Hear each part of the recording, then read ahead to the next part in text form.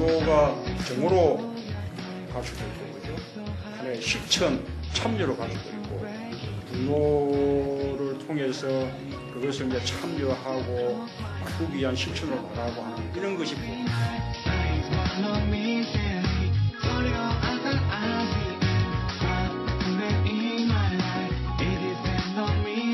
그에 대한 어떤 대안 같은 게 나름대로 조금 제시되어야 되지 않을까. 그렇게 이제 본인이 체험하면서 본 그 사회 현실을 설명하고 그것이 어떻게 달라져야 된다. 이렇게 경제가 성장하면 이 성장한 그 이제 과실이 국민들에게 어떻게 배분되냐.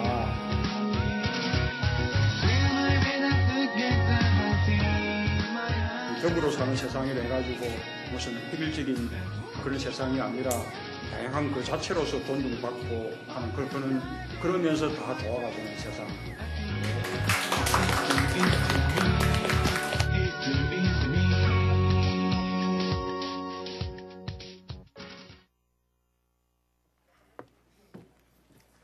네, 안녕하세요.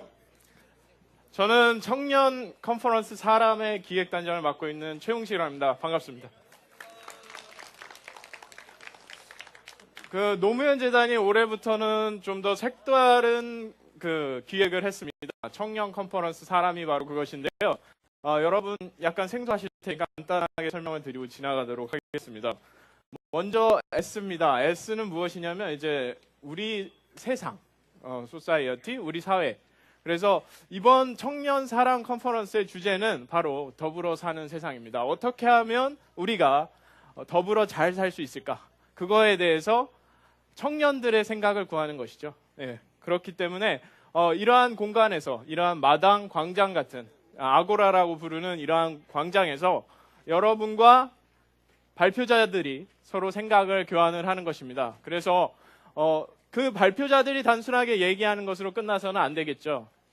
여러분이 듣고서 그것이 긍정적인 생각이라면 널리 퍼뜨려 주시는 것이 좋을 듯 합니다. 사랑 컨퍼런스 같은 경우는 청년들이 만들어 나간 컨퍼런스인데요. 누가 시키지 않고 그 웹사이트를 통해서 자발적으로 지원을 했습니다. 그래서 지금 그 청년 컨퍼런스를 만든 한 9명 정도 되는 청년 기획단이 있습니다. 그래서 제가 봐도 한 두세 달 동안 이 행사를 만들어 나가기 위해서 많은 고민을 했고 노력을 했습니다. 박수 한번 부탁드리겠습니다. 그리고 무엇보다도 이런 컨퍼런스 행사를 많이 하게 되면 가장 중요한 것은 발표자입니다. 발표자가 재밌어야 되고 발표자가 좋은 생각을 나눠야 되죠. 그런데 발표자 역시도 자발적으로 자신들의 생각을 나누고자 참여를 했습니다. 그래서 수많은 발표자들 중에 어떤 1차 컨테스트라는 그러한 컨테스트를 통해서 옥석을 가려서 여러분 앞에 선보이게 됐습니다. 그래서 저희 사람이 추구하는 그러한 것은 결국엔 답은 사람인 것 같습니다. 답은 인간을 위한, 사람을 위한, 사람이 중심이 되는, 사람이 살 수 있는 그러한 세상을 만드는 것, 그것이 사랑 컨퍼런스가 가고자 하는 방향이 아닌가라고 생각이 듭니다. 그래서 발표자분들은 한 두세 달 전부터 여러분 앞에 서기 위해서 멘토링도 받고 그리고 1차 컨테스트도 받고 했었습니다. 그래서 오늘 발표자들이 한 10분 정도 올라오실 건데요. 이 발표자들의 그 생각을 심사하실 심사위원들을 소개를 해드리도록 하겠습니다. 먼저 첫 번째로 그 노무현 재단 사무처장 그 안영배 사무처장님을 소개합니다. 박수로 맞아주시기 바랍니다. 네, 두 번째 심사위원이십니다. 전 청와대 홍보수석 국민참여당 최고위원이신 천호선 씨를 소개합니다.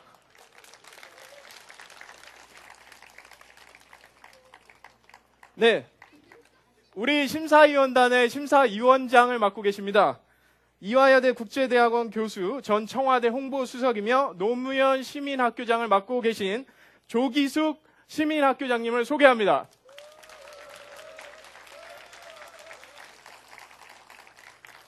네, 그래서 이러한 심사위원들, 청중분들, 그리고 발표자, 기획단, 이 모든 사람들이 모였기에 이러한 그 사람이라는 컨퍼런스가 탄생을 할 수 있지 않았나 생각을 합니다. 그러면 첫 번째 발표자를 소개를 하게 됐습니다. 첫 번째 발표자는 지금 심장이 쫀득쫀득한다고 합니다. 무척 21살인데요. 무척이나 긴장이 된다고 합니다. 리허설 때도 엄청 긴장을 했었는데 그 첫 번째 발표자를 소개하겠습니다.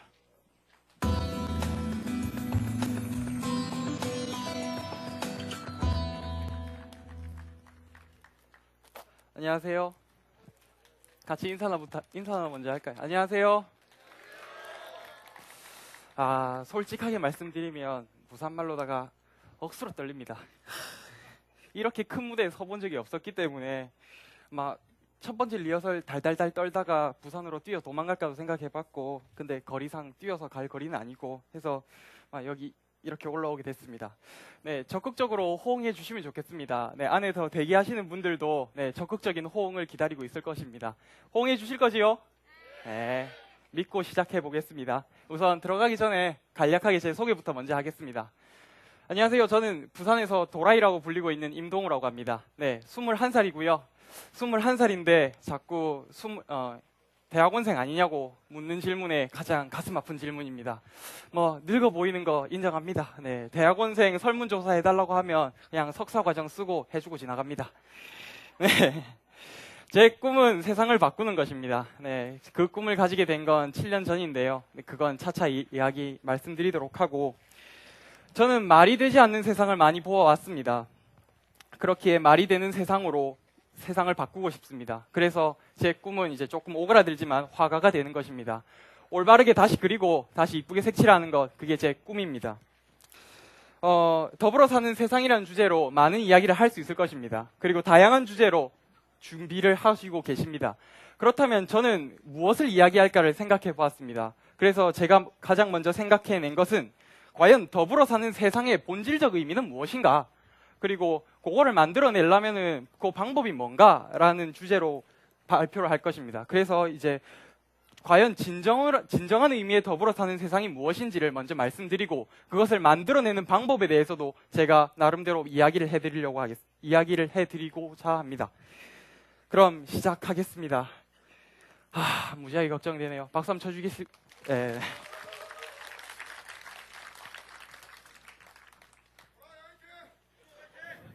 한 번 더 해주시겠어요? 네.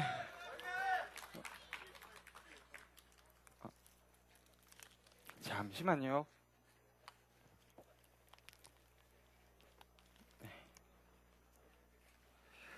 저는 7년 전 더불어 사는 세상과 만났습니다. 제게 있어 2004년은 결코 떠올리고 싶지 않은 기억 중에 하나입니다. 2004년 어느 날 저희 아버지께서는 교통사고로 세상을 떠나셨습니다. 네, 힘들겠지요. 네, 무척 많이 힘들었습니다. 이 사람이 사람답게 살 수 없는 이 사회에서 이른바 애비 없는 자식은 큰 죄인이었습니다. 어머니는 비정규직 노동자로 생계를 책임지셔야 했고, 이제 갓 중학생이 된 14살인 임동우는 이제 달갑지 않은 변화를 맞이했습니다. 그렇기에 콤플렉스로 둘러싸인 청소년기를 보냈습니다. 많이 분노도 했고 좌절도 했고 슬퍼도 했습니다. 그러던 중 제게는 문득 소망이 생겼습니다. 그 소망은 마음은 그렇지만 돌아가신 아버지에 대한 것은 아니었습니다. 제 소망은 저와 같은 이유로 이 사회에서 고통받는 제2의 임동우의 출현을 막는 것이었습니다. 그렇기에 제가 아까 말씀드린 것처럼 제 꿈은 세상을 바꾸는 것이었습니다. 저는 그렇게 소망을 가슴속에 새겼고, 저는 사회 속에서 고통받는 이들을 보듬고자 마음 먹었습니다. 그렇게 저는 더불어 사는 세상을 제 삶의 가장 큰 목표이자 소망으로 삼았습니다. 그렇다면 그렇게 한껏 뜨거움을 가지고 온, 그 뜨거움을 안고 제 가슴속에 들어온 더불어 사는 세상은 비단 저 혼자만의 생각은 아니었습니다. 꽤 많은 사람들이 이 사회에서 더불어 사는 세상을 논했고, 심지어는 어떤 사람들은 저마다의 방법까지 제시하는 사람들도 있었습니다. 처음에는 놀라움을 금치 못했습니다. 아니, 이렇게 많은 사람들이 더불어 사는 세상을 원한단 말인가? 그 사실에 놀라움을 금치 못하다가 점차 시간이 지남에 따라 저는 회의감에 휩싸이기 시작했습니다. 그들이 말하는 더불어 사는 삶 속에는 은근한 표정으로 모두가 동일한 하나가 되자는 주장이 담겨 있었습니다. 그런데 우리는 서로 다른 몸을 가지고 있습니다. 다르지요? 대답해 주시길 했잖아요. 네. 다르지요? 네. 우리는 서로 다른 몸을 가지고 있기 때문에 필연적으로 생각과 경험 역시 다릅니다. 그럼에도 불구하고 모두가 동일한 하나가 되자는 주장은 더불어 사는 세상을 가장 방해하는 가장 큰 장애물이라고 생각합니다. 제가 떤다고 말씀했으니까 떨어도 괜찮겠지요? 네. 그렇다면 진정한 의미의 더불어 사는 세상이란 무엇일까요? 진정한 의미의 더불어 사는 세상은 이렇게 다른 몸을 가지고 있음에도 불구하고 서로의 다른 몸을 인정하는 것입니다. 그리고 그 차이를 인정하고 그 차이를 받아들이고 그리고 서로 다름에도 불구하고 절박하게 그리워하고 갈망하는 것, 그것이야말로 더불어 사는 세상이라고 생각합니다. 일종의 연인처럼 말입니다. 네. 예를 하나 들어보겠습니다. 제가 부산 사람이니만큼 부산 지하철을 이제 예로 하나 들어보겠습니다. 제가 가고 싶은 곳이 있습니다. 그래서 지하철을 탔습니다. 노포동 방면 지하철을 탔습니다. 그 속에는 많은 승객들이 타고 있습니다. 그 승객들의 목적지가 과연 같을까요? 네, 같지 않습니다. 노포동 방면이랑 공통 조건은 같지만 서로 목적지는 각기 다양할 것입니다.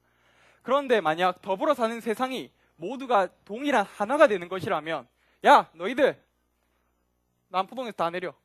나 남포동 가고 싶어. 이렇게 말하는 것과 같습니다. 이는 강요이고 곧 폭력입니다. 더불어 사는 세상에서 목적지는 다를 수 있습니다. 일단 목적지가 다른 것을 인정해야 합니다. 그리고 공통조건이라는 노포동 방면이라는 공통조건을 가지고 그 조건을 바탕으로 함께 공유를 해야 합니다. 그리고 그것을 인정하고 함께 앞으로 나아가는 것, 그것이야말로 진정한 의미의 더불어 사는 세상이라고 생각합니다. 저는 앞서 여러분께 진정한 의미의 더불어 사는 세상에 대해서 말씀드렸습니다. 그렇다면 우리는 무엇을 통해 더불어 사는 세상에 이를 수 있을까요?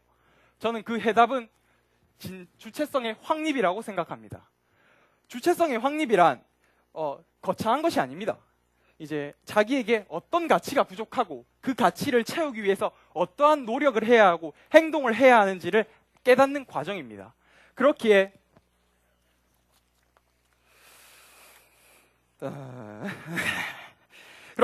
주체성의 확립은 부재한 가치를 깨닫고 그리고 행동하게 합니다. 여기서 말하는 가치란 돈과 같은 재화적 가치를 말씀드리는 게 아닙니다. 사람이 사람답게 살아가는데 꼭 필요한 가치, 예를 들면 사랑, 정의, 우정, 평화 같은 것들을 의미합니다.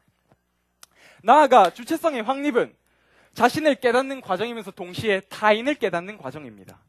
타인을 깨닫는 것은 곧 타인에 대한 이해를 의미합니다. 그러니까 타인이 어디가 아픈지, 왜 아픈지를 생각하는 것이지요. 그러다 보면 공감의 능력이 배양됩니다. 드라마 다모 아시지요? 드라마 다모 속 대사 중 아프냐? 나도 아프다가 바로 그 맥락입니다. 제가 여기서 이렇게 떨어질 거라고 생각하시면 깜짝 놀라실 겁니다. 이건 왜 그러냐? 떨어지면 아프니까, 아픈 걸 아시니까 그러실 겁니다. 더불어 사는 세상은 결코 거창한 것이 아닙니다. 누구나 더불어 사는 세상을 위해 노력할 수 있고 행동할 수 있습니다. 다만 아까 제가 처음에 말씀드린 진정한 의미의 더불어 사는 세상과 같은 개념의 정립, 그리고 주체성의 확립과 같은 방법론에 대한 탐구가 필요할 따름입니다. 저는 지금 이 순간에도 더불어 사는 세상의 도래를 너무도 갈망하고 있습니다. 사람이 사람을 만나 목표를 함께 나누고 함께 길을 걸어갈 수 있다는 사실은 너무도 매력적이고 또 아름답습니다. 저는 그래서 젖먹던 힘까지 다해 한번 해볼 생각입니다. 부서지면 할 수 없고 잘 되면 좋겠지요. 그러나 그렇게 하다 보면 다 같이 그렇게 할 거라 믿습니다. 저는 훗날 돌아가신 아버지를 마주하는 시점이 온다면 이렇게 얘기하고 싶습니다. 아버지, 나는 상처의 기억으로 말미암아 나와 같이 힘든 사람들과 함께 더불어 사는 세상의 도래를 위해 힘쓰다 왔노라고 그렇게 자랑스럽게 이야기하고 싶습니다. 여러분, 우리 먼저 일단 차이를 인정합시다. 차이를 인정하고 더불어 살아갑시다. 타인의 아픔이 무엇인지를 이해하고 깨달을 수 있는 사람이 됩시다. 다 함께 외쳐주셔야 합니다. 네. 차이를 인정합시다. 에헤이, 작지요. 차이를 인정합시다. 우리 함께 더불어 살아갑시다. 저는 여러분과의 만남이 너무 그립고 절박합니다. 감사합니다.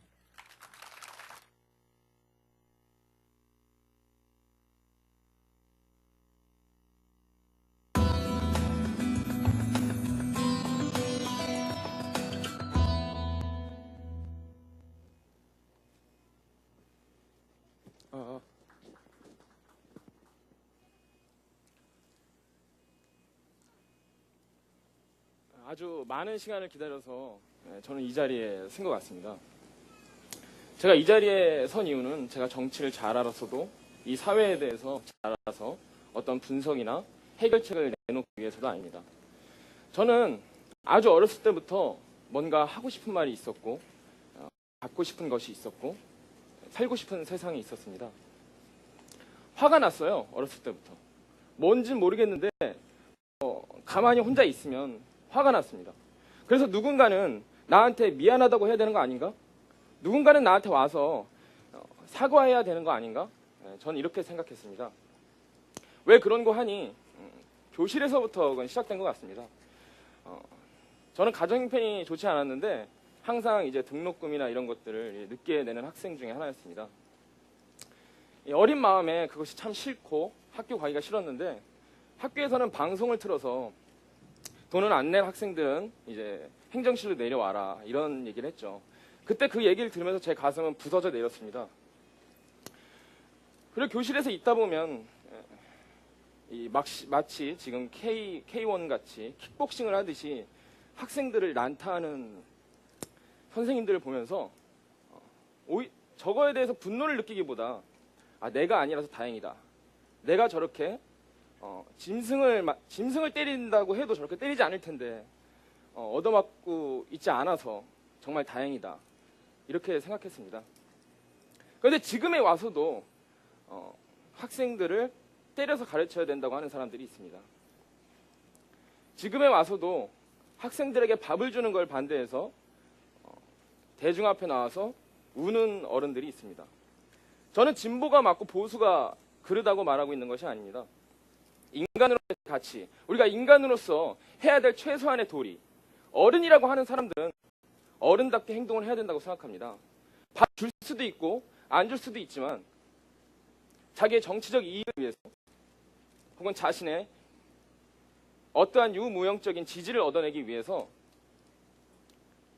아이들이 굶든 말든 울면서 자신의 정치적 이득을 호소하는 어른들을 보면서 저는 이제야말로 사과 따위는, 미안하다는 말 따위는 기다리지 않기로 했습니다.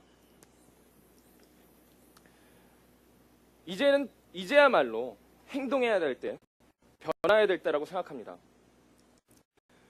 제가 처음에 예선전에서 이 말을 하면서 문재인 이사장님이 그런 말씀하셨습니다. 우리 사회에는 이미 분노는 넘쳐난다.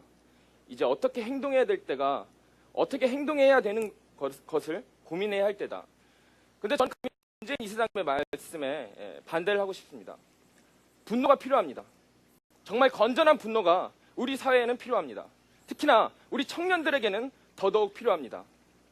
얼마만큼 참아야, 얼마만큼 눌리고 짓밟혀야 우리가 분노하길 기다리는지 이제는 보여줘야 될 때라고 생각합니다.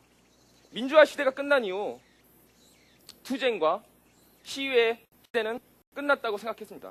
그래서 우리는 기득권층이 요구하는 대로, 어른들이 요구하는 대로 토익 점수를 올리고 학과 점수를 올리고 이런저런 스펙을 쌓기 위해 모든 것을 다 했습니다. 하지만 자꾸의 이 상황 변하는 건 없습니다. 우리는 서로 먼저 앞서기 위해서 상대방의 발을 걸어 넘어뜨리고 그렇게 넘어진 사람들을 짓밟으면서 뒤도 돌아보지 않고 달려야 했습니다. 넘어져서 울고 있는 사람 따위는 안중에 두어서는 안 됩니다. 그래야지 먼저 갈 수 있고 1등선을 통과할 수 있습니다. 저는 지금이야말로 진정한 분노가 필요한 시점이라고 생각합니다. 진정한 분노가 있어야만이 행동이 나오고 행동이 모여야만이 변화가 이루어진다고 생각합니다. 그렇습니다. 진정한 용기, 그것은 잘 다듬어진 분노입니다. 잘 다듬어지지 않는 분노는 세상을 바꿀 수 없다고 생각합니다. 지금의 기득권층과 어른들이 갖고 있는 분노는 좌우를 나누고 동서를 가른 다음에 진보와 보수를 서로 뜯어먹고 있습니다. 사람을 뜯어먹고 사는 세상이 지금 작금의 대한민국입니다. 저는 특별한 대책이나 해결책을 내놓을 재주도 없고 그럴 만한 수준도 안 됩니다. 다만 제가 말하고 싶은 것은 한 가지. 지금 바로 분노할 때라는 것입니다. 우리가 분노하고 우리에게 주어진 시민적 권리인 투표권을 행사할 때 시대는 바뀔 것입니다. 우리가 제대로 투표하지 않았기 때문에 지금 그분이 저 위에 계십니다. 그분이 하는 일을 돌아보면 참 놀라울 따름입니다. 여기서 보니 저 산이 보이니까 저 처음 왔을 때 되게 좋을 줄 알았는데 뭔가 먹먹한 느낌, 뭔가 슬픈 느낌밖에 들지 않았습니다. 지금 여기 모인 분들도 모두 그러한 감정을 공유할 거라고 생각합니다. 하지만 그분은 이미 가셨고 저희들에게 남겨진 것은 그분의 뜻을 받들어 변화시킨 것뿐입니다. 슬픈 감정은 접어두고 이제 앉아있으라는 기득권층의 말도 듣지 않고 분연히 떨쳐 일어나 거리로 나가는 것입니다. 여러분, 분노하십시오.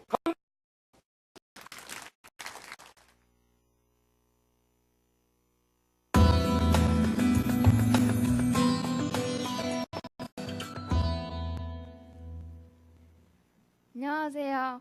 엄청 떨리는데 딸이 얘기한다, 친구가 얘기한다고 생각하시고 조금 실수해도 귀엽게 봐주시고 들어주시면 감사하겠습니다. 네. 안녕하세요. 저는 청년 컨퍼런스 사람 2011에 참여하게 된 백진영입니다. 나이는 23살이고요. 대학교 3학년에 재학 중이자 대한민국 청년입니다. 저는 제가 경험하였던 한 가지 사건을 통하여서 제가 꿈꾸는 사회에 대해서 발표하겠습니다. 대학교를 입학하고 지난 중고등학교를 돌아보니 학업의 경쟁 속에서 너무 나만 바라보며 살아왔다는 생각이 들어서 이런 사회 속에 남아있는 이런 따뜻한 마음들을 기억하며 저도 교육봉사 동아리에 가입하게 되었습니다.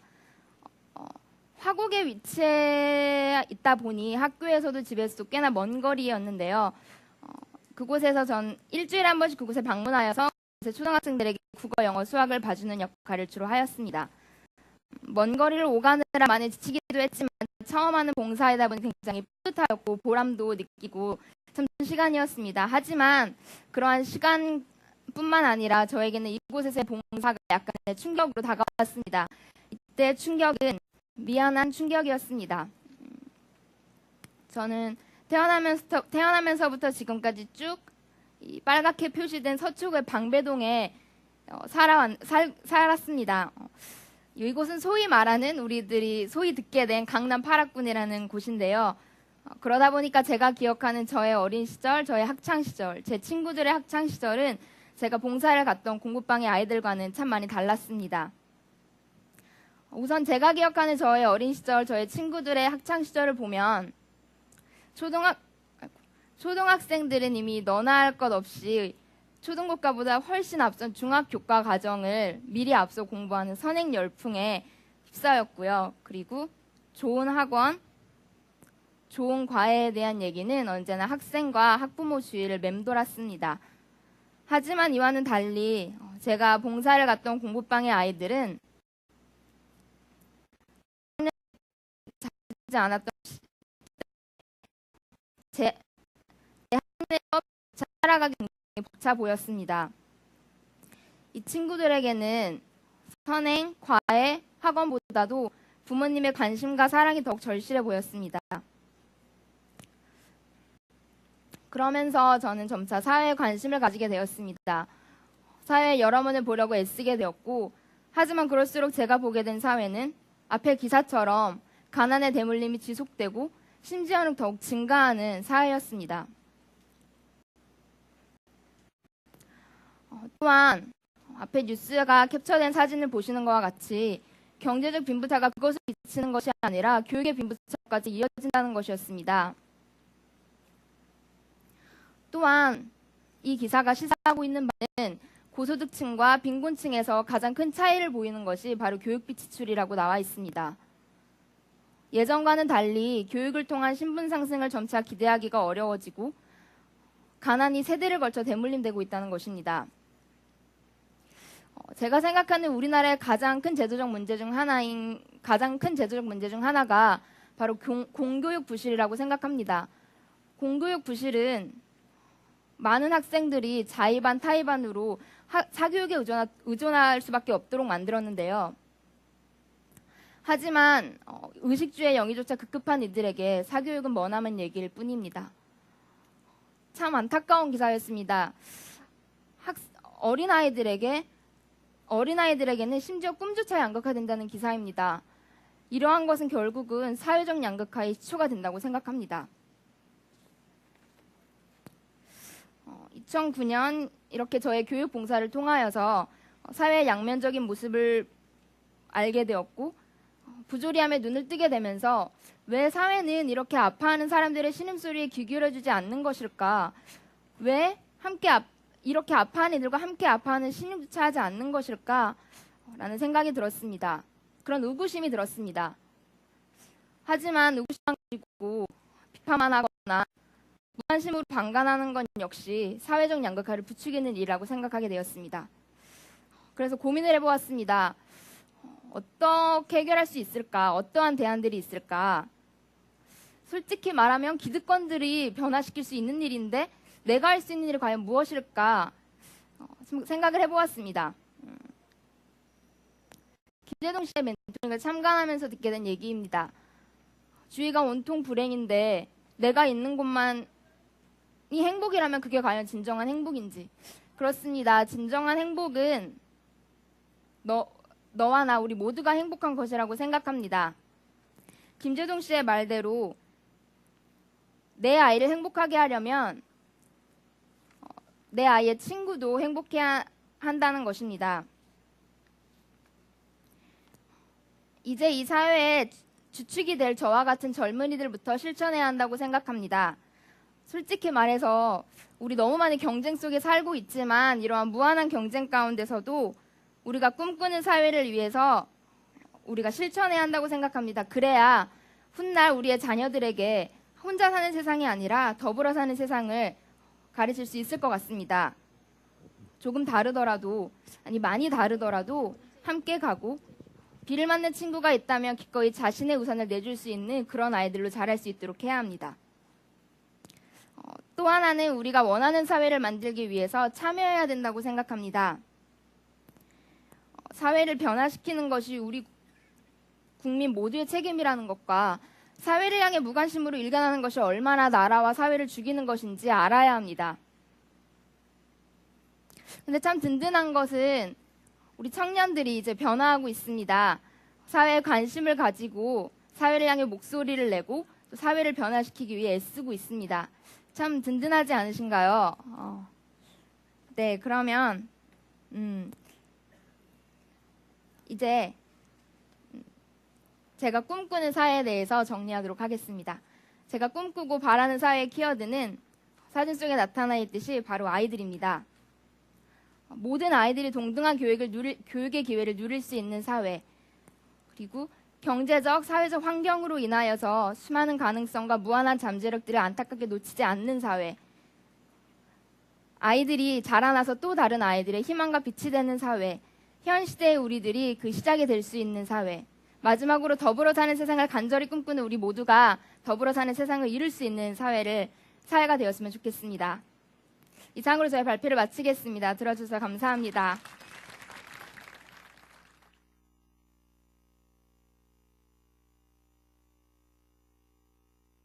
참으로 진정성이 느껴지는 발표였던 것 같습니다. 다시 한번 박수를 보내주시기 바랍니다.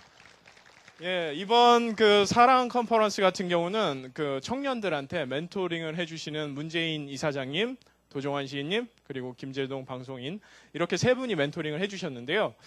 그 과정에 대한 그 동영상을 여러분에게 보여드리고자 합니다. 도종환 시인님께서 어떤 식으로 멘토링을 해주셨는지 동영상과 함께 보시죠. 연애도 할 수 없는 정도로까지 우리 20대가 이렇게 내몰리고 있나. 야, 이건 정말 기성세대가 너무 잘못하는 거다.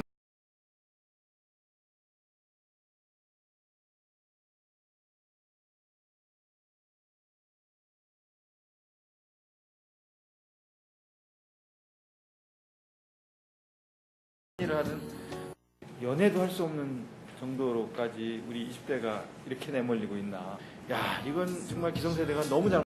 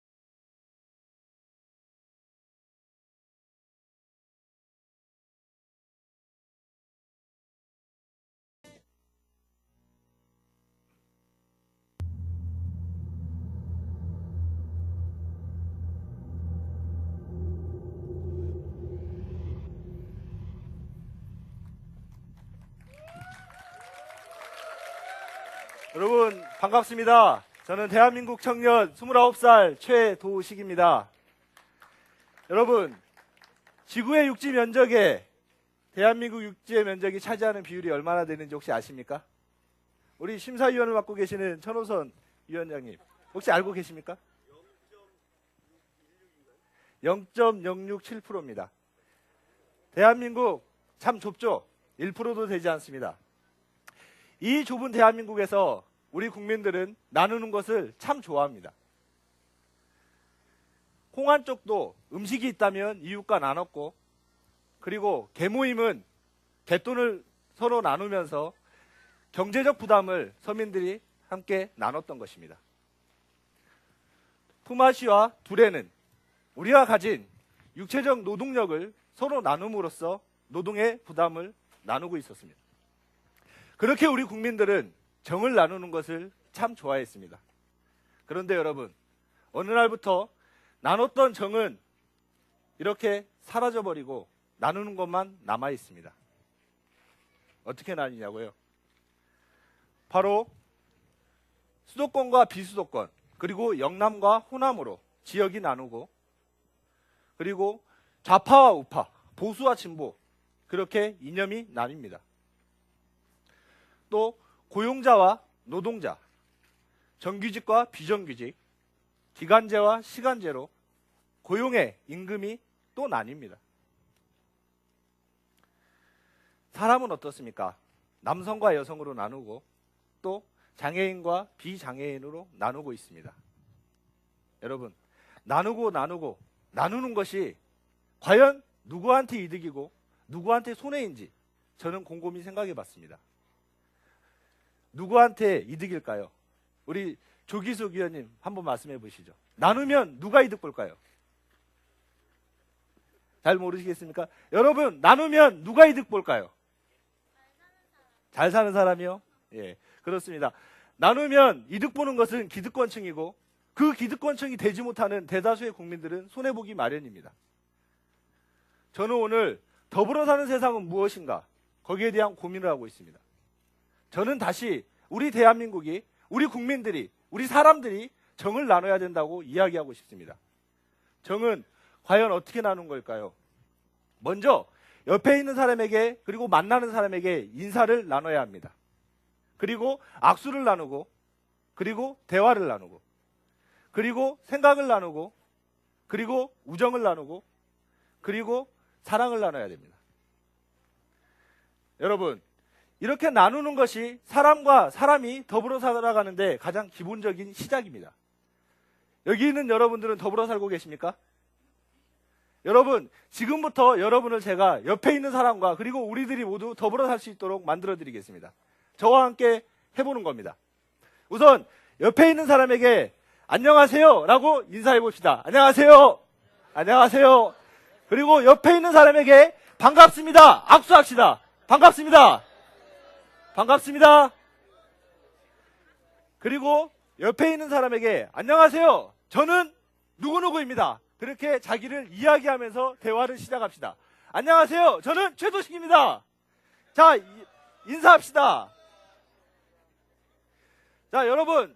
자, 이제 우정을 나눠야 합니다. 손을 높게 한번 올려보십시오.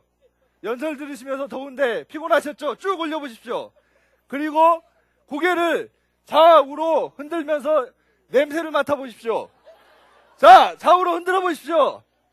자기 몸에서 냄새 납니까? 냄새 납니까? 그래도 옆 사람은 그 냄새에 인간적인 향기를 느낄 겁니다. 자, 이렇게 팔을 옆으로 펴서 어깨동무 한번 해봅시다. 여러분과 함께 우정을 나누고 싶습니다. 제가 정말 좋아했던 이 봉화마을에 묻혀 계신 노무현 대통령님이 좋아하셨던 그 노래를 부르면서 우정을 나누고 싶습니다. 여러분 상독수 아시죠? 같이 한번 불러보겠습니다. 저 둘의 보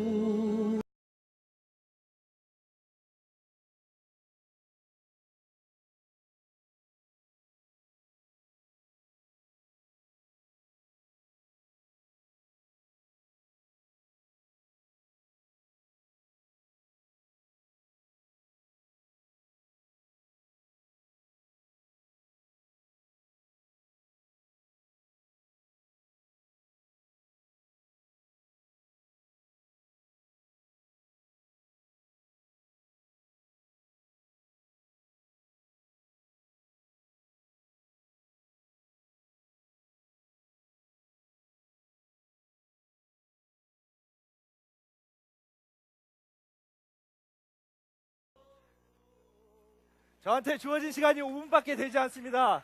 노래만 부를 수가 없어서요.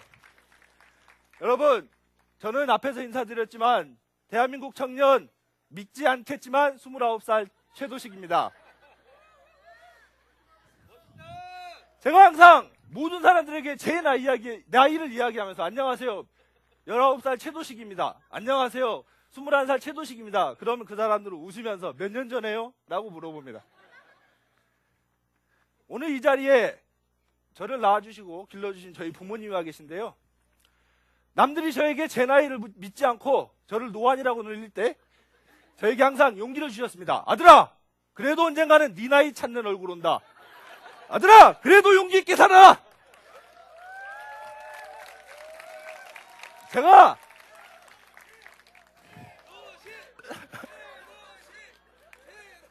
제가 여러분께 꼭 드리고 싶은 말씀은 단 한 가지만 기억해 달라는 겁니다. 여러분이 생각하는 여러분 마음속에 더불어 사는 세상은 각자 있습니다. 그것이 틀렸다고 말할 수 있는 사람은 단 한 명도 없습니다. 모두 맞습니다. 제가 생각하는 더불어 사는 세상은 사람이 사람을 만나서 정을 나누는 것, 그게 시작이라는 것입니다. 최도식의 더불어 사는 세상, 정을 나누는 것이다. 그것만 기억해 주십시오. 감사합니다.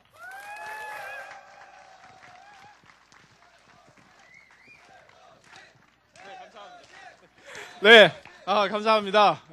뭐 히어로가 한 명 탄생했네요. 네, 그래서 그 다음 발표자를 바로 소개하도록 하겠습니다. 이번 발표자는 아쉽게도 오늘 몸이 안 좋은 관계로 영상을 찍어 보냈습니다. 정말 그 어제까지만 해도 나오게 될 예정이었었는데, 그런데 이분 스토리가 참 애절합니다. 그러면 동영상을 통해서 만나보시죠. 윤은호 씨입니다.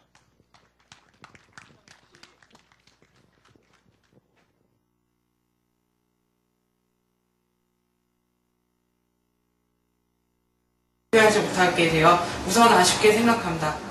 하지만 논문과 건강 사정 등의 여러 요소가 겹쳐서 안녕하십니까. 사람 컨퍼런스의 발표자로서 봉하마을에서 다른 발표자 여러분과 함께 발표하지 못하게 되어 우선 아쉽게 생각합니다. 하지만 논문과 건강 사정 등의 여러 요소가 겹쳐서 부득이 영상으로 발표를 대신하게 되었습니다. 죄송합니다. 저는 지금 많이 나아졌습니다만 사실은 자폐를 가지고 있고, 그래서 태어났을 때부터 자폐 아동으로 태어났습니다. 다행히 조기 교육을 받고 정상 교육을 받았습니다만 중학교와 고등학교 때는 정말 사람들에게서 왕따를 받고 그리고 많이 맞고 많이 힘들었습니다. 하지만 제가 왕따를 이겨낼 수 있던 이유 중에는 제가 인터넷을 통해서 다양한 지식들과 많은 사람들을 접할 수 있었다는 것이 있었습니다. 실제로 제가 좋아하는 다양한 것들을 하나씩 화면에 넣어봤습니다. 화면 2장으로 넘칠 정도로도 다양하게 좋아하는 것들이 있었습니다. 이런 저의 모습을 설명할 수 있던 단어를 찾던 중 르네상스형 인간이라는 개념을 알게 되었습니다. 르네상스형 인간이라는 개념은 르네상스 시대의 예술가에게서 온 것으로 여러 가지를 좋아하는 사람들을 나타내는 말입니다. 다양한 관심사를 나타내고 다양한 시도를 동시에 하는 사람들을 뜻합니다. 하지만 한국 사회의 근본적인 단점은 저와 같이 르네상스형 인간이 좋은 평가를 받지 못한다는 점에 있습니다. 한국 사회에 요구되는 인간상은 아직까지도 한 가지 일을 잘할 줄 아는 사람입니다. 내가 즐기는 것보다 우리 후손이 더 잘 즐겨야 된다는 생각 구조가 한국 사회 저변에 깔려 있습니다. 하지만 이런 사회적 구조는 결국 사회 병리적 현상을 불러일으키게 됩니다. 오늘 우리는 더불어 사는 세상이라는 주제를 가지고 이야기를 나누고 있습니다. 하지만 더불어 사는 세상은 다양한 사람들이 한국 땅에 들어온다고, 단순히 그들과 만나서 이야기를 나눈다고 쉽게 이루어지지 않습니다. 우리가 반드시 해결해야 될 부분은 바로 다른 것에 대해서 우리가 가지고 있는 태도입니다. 예를 들어볼까요?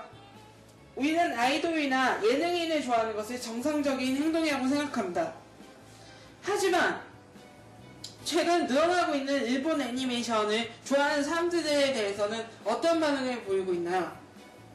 본래의 매우 소극적인 범위에서 쓰이던 오타쿠라는 단어가 한국에서 모든 팬들에게 적용되고 있습니다.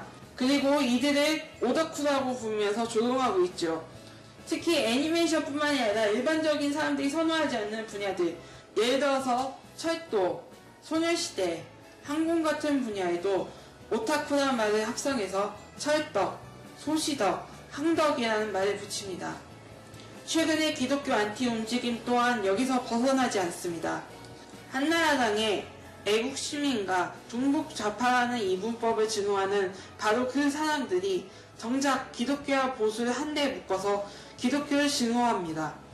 다른 것은 몰라도 기독교는 싫다는 식의 사고 또한 다른 것에 대한 한국인의 태도가 어떠한지를 보여줍니다. 이러한 태도가 발생하는 이유를 몇 가지로 살펴볼 수 있습니다. 첫째로 이익 또는 생산성입니다. 이익을 낼 수 없고 생산적이지 않은 것은 모두 생산적으로 바뀌어야 된다는 생각이 산업화 시대를 지나면서 우리 한국 사회에 너무 많이 퍼졌습니다. 둘째로 한국 특유의 집단성 문제가 있습니다. 최근 남북권 신공항이나 과학벨트, 방사물 폐기장, 수도 이전 문제, 그리고 전라도 비하 문제 모두가 지역 집단의 이익 때문에 존재합니다. 마지막으로 한국인들이 가지고 있는 사고관 중에서 가장 중요한 문제로 남과 달라서는 안 된다는 생각이 있습니다. 다 똑같이 대학 나와서 스펙 쌓고 취업해서 돈 벌고 결혼하고 승진해서 집과 노후 자금을 챙기고 아이들을 결혼시켜야 한다는 청년들의 근본적인 두려움 또한 이러한 사고에 있습니다. 하지만 모두가 생강빵 마냥 똑같이 사는 것은 결국 빅브라더에 의해 통제되는 끔찍한 사회나 북한과 같은 통제 사회에서나 가능한 일입니다. 저는 한국 사회의 미래가 다른 것에 대한 증오와 경계를 어떻게 해소하느냐, 그리고 이것을 어떻게 인정하는가에 달려있다고 생각합니다. 이 자리가 진보라는 이름 아래서 우리가 용납하고 있는 증오와 배척에 대해 생각해보는 자리가 되었으면 합니다. 감사합니다.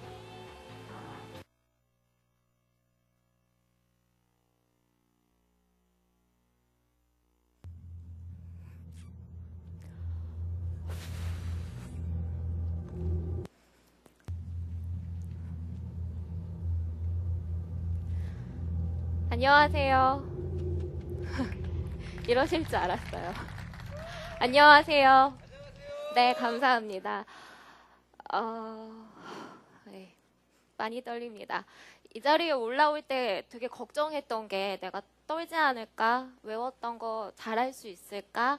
그런 걱정 솔직히 했어요. 그런데 계단 올라오기 전에 속으로 무슨 생각을 했냐면 우리가 만든다고 띄워놓고 우리가 청춘이거든요. 청춘의 한 사람으로서 이 무대에 섰는데 내가 얼마만큼 솔직해질 수 있을까? 솔직히 여기 어르신분들, 기성세대 분들도 있지만 저랑 비슷하게 생긴 분들 나이 또래도 앉아 있어요. 그리고 발표하신 분들도 다 청춘이었는데 얼마만큼 내가 여기서 솔직해질 수 있을까 생각했습니다. 그래서 청춘의 한 사람으로서 제 얘기를 할 거고요. 그리고 기성세대라고 하는데 그 분들이 사실은 집에 있는 아빠, 엄마라는 생각을 했어요. 그래서 아빠, 엄마한테 하고 싶은 얘기라고 생각하고 무대를 채우도록 하겠습니다. 저는 김고은이고요. 여기 계신 여러분들이 바로 기성세대이십니다. 아빠, 엄마신데요. 제 얘기를 시작하자면 저는 1986년에 태어났습니다. 2000년대에 초등학교, 중학교, 고등학교, 그리고 올해 대학에 졸업했습니다. 제가 태어나던 해는 민주운동의 절정기였다고 해요. 88년 올림픽 당시 이제 조금 잘 사나 싶었더니 10여 년 뒤 IMF가 찾아왔다고 합니다. 그때 전 초등학교 5학년이었어요. 우리 아빠들은 회사가 부도가 나거나 실업자가 되거나 혹은 개인적으로 파산하게 됐죠. 2000년대 두 남북 정상들이 회담을 했을 당시 전 중학교 교실에서 밥을 먹다가 생중계되는 걸 봤고요. 미국이 테러를 당했을 땐 고등학교, 역시 고등학교 교복을 입고 4강을 응원했던 기억이 납니다. 그리고 처음으로 대통령을 뽑게 됩니다. 이 손으로 뽑은 대통령이었죠. 이명박 정부의 출범이었습니다. 이렇게 제가 얘기하니까 저 땐 난 몇 살이었는데 쟨 초등학생 지금 이러시는 분들 계시는 것 같은데요. 저의 청춘은 이렇게 시작했습니다. 저의 20, 30대는 이렇게 시작했습니다. 그럼 여러분들의 청춘은 어떻게 시작했을까요? 잘 모르는데 그때는 대학이 그리 많지 않았다고 해요. 지금은 너무 많아서 문제인 그 대학이 끄덕이시네요, 저기 아버님. 그땐 너무 없었어요. 그럼에도 불구하고 대학에 가야 되는 이유는 배워야 가난의 고리를 끊을 수 있기 때문이었다고 하셨어요. 실제로 온 가족의 희망은 자식 하나 대학 잘 보내서 그랬다고 해요. 7남매 중에 저희 아빠는 장남이셔서 대학에 가셨고요. 유독 공부를 잘했던 작은 아빠, 이렇게 둘만 대학에 가셨습니다. 우리 아빠의 20대는 이렇게 시작하셨어요. 이악 물고 나를 위해 먼저 돈 벌러 나가야 했던 누나, 저한텐 고모죠. 누나, 형, 동생들에 대한 미안함과 부모님에 대한 고마움으로 20, 30대를 시작하고 사회에 나갔습니다. 그런데요, 차별, 또 차별. 차별의 연속이었다고 아빠가 말씀하셨습니다. 어디 출신이야? 어디 대학 나왔어? 아빠가 뭐 하시니? 라는 물음으로 어떤 사람은 합격되거나 승진되거나 또 어떤 사람은 탈락하거나 좌천되거나 했습니다. 물론 승자가 대접받는 세상 100번 양보하더라도 눈앞에서 공정하지 않은 성공이 이루어진다는 현실에 많이 분노하셨죠. 요새 TV들은 얘기합니다. 실제로 지역 감정도 많았습니다. 2번의 대통령 선거를 통해서 저는 어릴 적 TV에서 봤던 게 기억에 남는데요. 아마 여러분들 기억에 나시는 분들 계실 거예요. 왼쪽은 초록색, 동쪽은 파랑색. 저는 이 사실이 어릴 적 너무 충격스러웠어요. 도대체 근본도 이유도 없는 이 지역 감정이라는 것이 지금도 팽배하게 살아있어 우리 사회를 병들게 하는 큰 원인이라고 생각합니다. 공정, 나눔, 배려, 공정사회, 공정사회 요즘 되게 떠드는데요. 어른들은 와닿지 않는다고 합니다. 왜냐하면 이미 열등의식과 피해의식으로 또 지금에 와서 공정하게 살기에는 너무 많이 희생했고 너무 많이 헌신했고 너무 많이 당했다고 얘기하십니다. 그럼 우리요? 지금 우리 이 자리에서 더불어가는 삶이라는 주제를 가지고 청춘이 하겠다고 이 무대에 쓰고 있습니다. 그럼 우리 할 수 있을까요? 대학생, 졸업생 10명 중 4명만이 정규직에 취직하게 됩니다. 영상 틀어주세요. 10명 중에 정규직으로 들어간 친구 한 40%? 좀 막상 대학을 와보니까 또 제 앞에 수능과 같은 취업이라는 또 하나의 관문이 영어 공부는요, 취직 잘하려고 해요. 그렇죠. 토익 시험 잘 보려고요. 학기 중에도 방학 중에도 저희 맨날 학원 다녀요. 졸업하느니 차라리 휴학하는 게 낫겠다는 얘기 많습니다.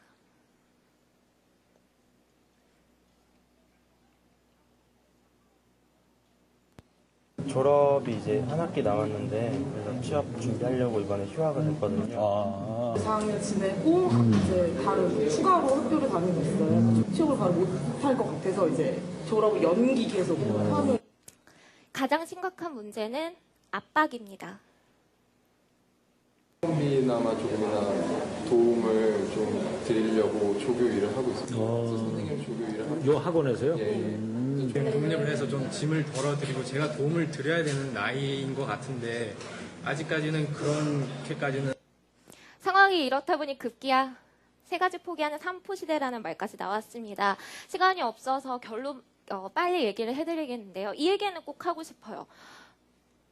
내가 무엇을 잘하는지 찾는 데 걸리는 시간, 내가 원하는 직업을 달성하는 데 걸리는 시간에 유통기한을 둬요. 올해 졸업을 했으니 올해까지만 내가 하고 싶은 거 하게 해달라. 그 다음부턴 공무원 시험이라도 보겠다. 아니면 기업이라도 취직하겠다라는 분의 인터뷰가 나옵니다. 그리고 그 얘기가 저의 얘기이기도 합니다. 틀어주세요. 아버지께 말씀을 드렸어요. 제가 졸업은 했지만 올해까지는 하고 싶은 일을 하고 싶다.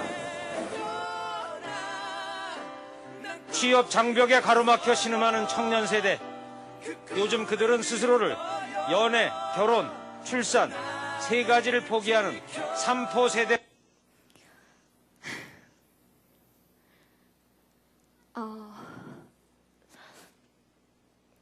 제 친구는 1년 넘게 공무원이 되겠다고 구시원에 있는데요.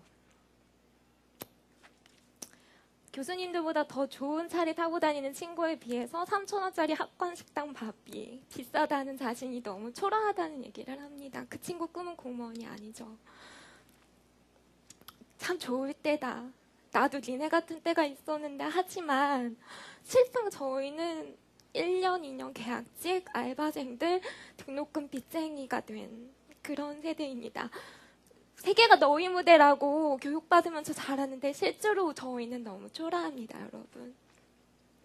더불어 살고 싶은데 저희 못 이루고 저희 다음 세대 이런 현실을 물려주게 될까 봐 너무 무섭습니다.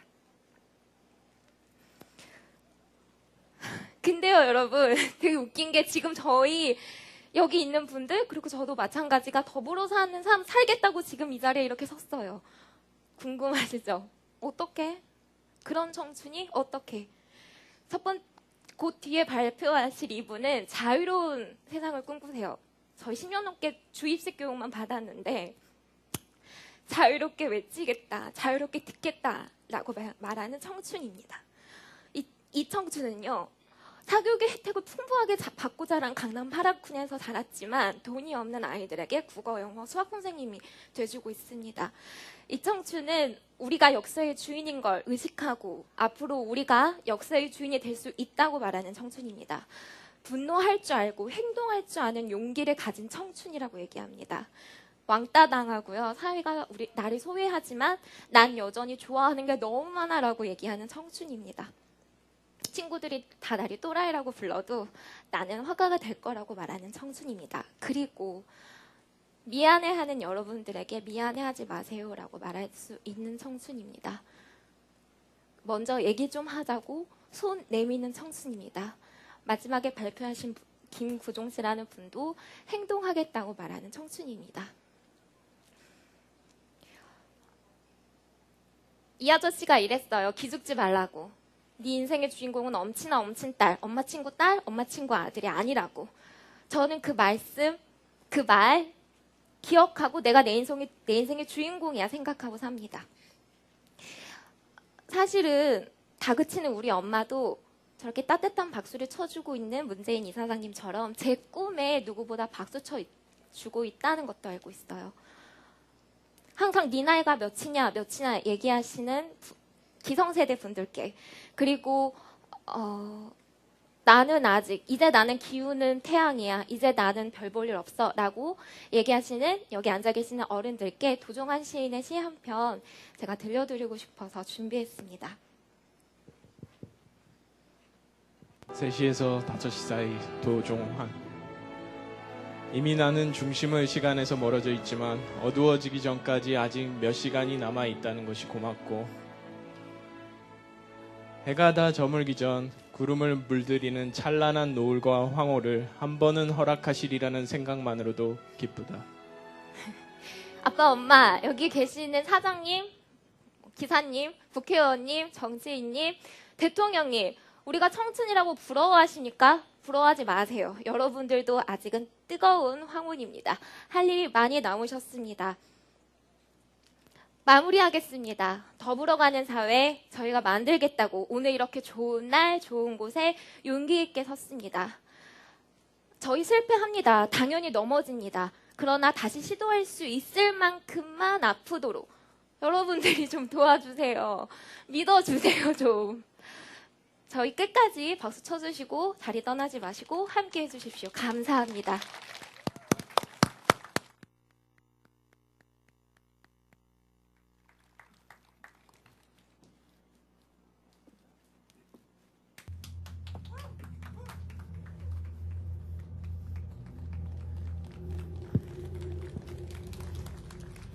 네, 안녕하십니까. 제 얘기 잘 들리세요? 네. 먼저 감사의 말씀 드리고 시작할게요. 여기 뜨거운 여름날 여기 계신 모든 여러분들, 참석해 주신 여러분들 정말로 존경합니다. 예, 제 심장 소리가 들리세요? 저 정말 지금 떨리거든요. 그런데 지금 그런 떨리는 모습보다 여러분들 앞에서 이야기할 수 있다는 그런 기회를 가지게 된 거에 너무 설레고 있습니다. 네, 말로써 지금 말로써 유명해진 여러분들의 뭐 사진을 제가 준비했거든요. 한번 보시죠. 네. 뭐 이런 분들 유명하죠, 말로. 네. 하지만 저는 이런 분들처럼 여러분들한테 뭐 어떤 걸 제시해 줄 수도 없고 뭐 웃음을 드릴 수도 없고 뭐 그런데요. 그렇다고 제가 여러분들한테 어떻게 살아야 된다, 어떻게 해야 된다라는 방법론을 제시해 드릴 수도 없어요.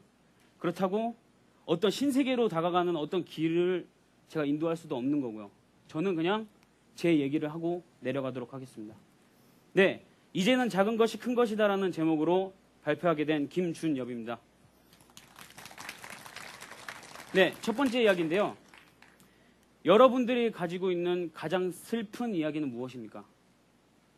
한번 떠올려 보셨어요? 예, 저에게 가장 슬픈 이야기는 바로 이 사람인데요. 이 사람은 다름 아닌 저의 형입니다. 네, 8년이라는 시간을 함께 했었어요. 네, 같이 울기도 많이 울었었고요. 같이 행복해하기도 했었고요. 많이 고민도 했었고요. 그리고 다투기도 많이 다퉜었는데요. 이런 기간이 전체적으로 5년이었어요. 그리고 이제 형이 유학 생활을 가면서 네, 넘지 말아야 될 선을 넘게 됐는데요. 그런 기간이 딱 1년이에요. 3년이 흘렀습니다. 그러니까 유학 생활 간 그 당일날 뺑소니 사고를 당해서 세상을 떠나셨거든요. 근데 예, 그래서 1년 동안 정말 폐인처럼 살았었어요. 술만 마시고 맨날 집엔 안 들어가고 이렇게 살면서 하다 보니까 형이 남기고 간 것이 과연 무엇인가라는 생각을 하게 되더라고요. 함께하는 것이었어요, 사실은. 형이 죽었을 때 사실은 되게 어린 사람이었어요. 25살 때 돌아가셨으니까. 근데 아시겠지만, 장례식에 가보셨으면 아시겠지만, 어린 사람이 죽게 되면 사실은 사람이 되게 많이 안 오지만, 형은 3일 동안 내내 너무 사람이 많이 와서 앉을 자리도 없었어요. 네. 그래서 형이 남기고 간 건 아마 함께 사는 것이 아니었냐, 이런 생각이 들었고요. 네. 이제 두 번째 이야기로 넘어가면요. 저는 한 학교에 한 학과를 책임지고 있는 학생회장입니다. 그래서 모든 계획이나 일, 그리고 끝나는 시점까지 모든 저 혼자서 하려고 했었습니다. 근데 그래서 너무나 외로웠어요. 너무나 외로웠죠. 혼자서 모든 걸 다 하려고 해서 학생들을 행복하게 해주겠다는 마음으로 시작을 했는데 사실 제가 너무 힘들었습니다. 근데 그때 오히려 집행부 친구들 그리고 새내기 친구들이 저에게 와서 이런 말을 던지더라고요. 함께 하자고. 왜 혼자서 그렇게 힘들어하냐고. 함께 하자고. 그런 말 들었을 때 사실 5살, 6살 밑에 친구들한테 그런 말 들으니까 창피하긴 했지만 너무 고마웠습니다. 이런 말들이. 예, 세 번째 이야기로 넘어갈게요. 조금 다른 얘기인데요. 뉴욕시에서 가장 가난한 브라운즈빌과 이스트 뉴욕 주변에 살인사건만 2,154건이었어요. 1992년에. 근데 중범죄는 62만 6,182건이었고요. 근데 갑자기 결정적인 어느 순간에 급격하게 떨어지게 됩니다. 네. 그 이유가 무엇이냐? 작은 것의 변화를 준 것이었습니다. 네. 길거리를 마구 건너는 사람들, 그리고 노상방뇨를 하는 사람들을 잡아들이기 시작했어요. 그래서 이런 작은 범죄 행위를 하는 사람들을 잡아들이기 시작하면서 범죄가 이렇게 줄게 됐는데요. 예. 미국의 최고의 항공사인 아메리칸 에어라인이 1등을 뺏기게 된 게 제트블루라는 항공사한테 뺏기게 됩니다. 그 이유는 제트블루는 저가 항공으로서 우리가 다른 서비스 다 떼어내고 저가 항공으로만 승부하자, 본질을 추구하자, 이런 생각을 해서 1등 항공사로 올라가게 됐고요. 그리고 애플은 처음에 MP3 플레이어가 나왔을 때 버튼이 너무 많아서 복잡하다. 그러면 버튼 하나로 움직일 수 있는 걸 만들어보자. 해서 아이팟 클래식이 탄생했는데 이것이 애플이 다시 성공하게 된 어떤 발판을 마련해주게 됐죠. 그리고 여러분들 주변에도 뭐 혹시 힘들어하시는 분이 있을지도 모르겠지만 자살이라는 걸 막을 수 있는 최고의 방법은 뭐 약을 먹거나 이런 게 아니고요. 사실 그 사람을 만나서 이야기를 들어주고 가슴 깊이 이해해 주는 것이라고 합니다. 네. 여기서 제 꿈을 한번 얘기하고 가야 될 것 같은데요. 원래는 어렸을 때는 대통령이 꿈이었어요. 바이올리니스트가 꿈이었고요. 그 이후에는 댄서가 꿈이었고 래퍼가 꿈이었고 지금은 어떤 마케터, 살아있는 경영을 하는 사람이 되는 게 저의 꿈입니다. 하지만 최종적인 목표는 우주평화입니다. 네. 다들 많이 웃으시는데요. 네. 근데 이제는 조금 이제 시간이 흐르다 보니까 괴테의 말이 이제 와닿았었는데요. 자유로운 땅에서 자유로운 백성들과 함께 살고 싶다. 이게 이제 저의 꿈이 됐습니다. 그렇습니다. 함께하는 삶. 정말로 사소한 것이고 작은 것이고 그리고 여러분들이 다 알고 있는 것이고 진부한 것일 수도 있습니다. 더불어 사는 삶 역시 마찬가지입니다. 너무 사소한 것입니다. 하지만 우리는 그걸 잊고 삽니다. 함께 살아가면서 더불어 살아가서 우리 모두 지금 행복했으면 좋겠습니다. 감사합니다. 네, 감사합니다. 아까 신앙송 목소리의 주인공 다시 등장했습니다. 마지막 멘토를 소개해드리고자 합니다. 아까 시작하기 전에 문재인 이사장님께서 나오셔서 어떻게 멘토링을 하셨는지 보여주셨는데요. 마지막 멘토링의 주인공은 김재동 씨입니다. 그러면 김재동 씨가 어떻게 멘토링을 하셨는지 함께 보시죠. 멀리서 가능성이 가장 큰 장점. 뭔가 들어도 약간 집중하죠.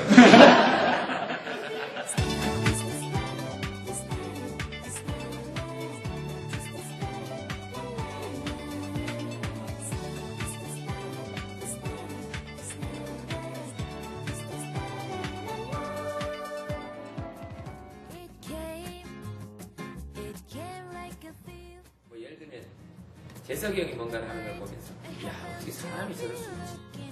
저 사람이 힘을 가지고 어떻게 조정 경기를 끝나고 저렇게 힘을 낼 수 있지?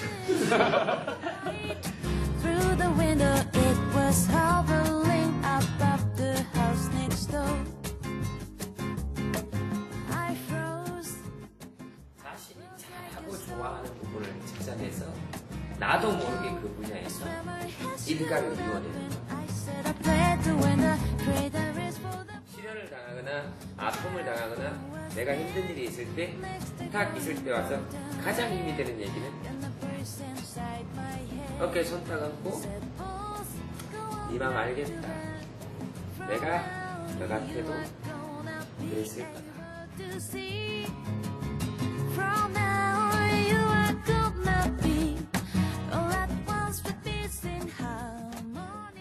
재석이 형이 저한테 있는 가장 큰 위로 네 맘 안다. 나도 너같이 생겼으면 힘들었을 거다. 말을 제일 잘하는 방법은 사람을 가장 좋아하는 것. 자신의 몫에만 충실하시면 됩니다. 그러면 오히려 좀 더 본인에게 집중할 수 있고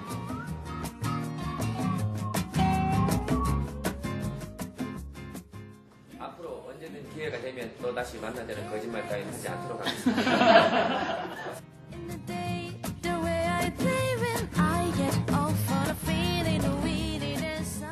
우리 클럽 가서 춤춰도요 DJ 혼자 있고 저 혼자만 있으면 별로 재미없잖아요. 그죠? 더불어 사는 사회를 잊지 않는 것, 그게 지금 우리 청춘들에게 가장 필요한 시기라고 생각을 합니다. 저는 웃음으로 또 여러분들이 가지고 있는 것들로 사람들과 연결이 되어 있어서 누군가에게 도움을 주기도 하고 누군가에게 도움을 받기도 하고 연결된 존재라는 것들을 잊지 않았으면 좋겠습니다.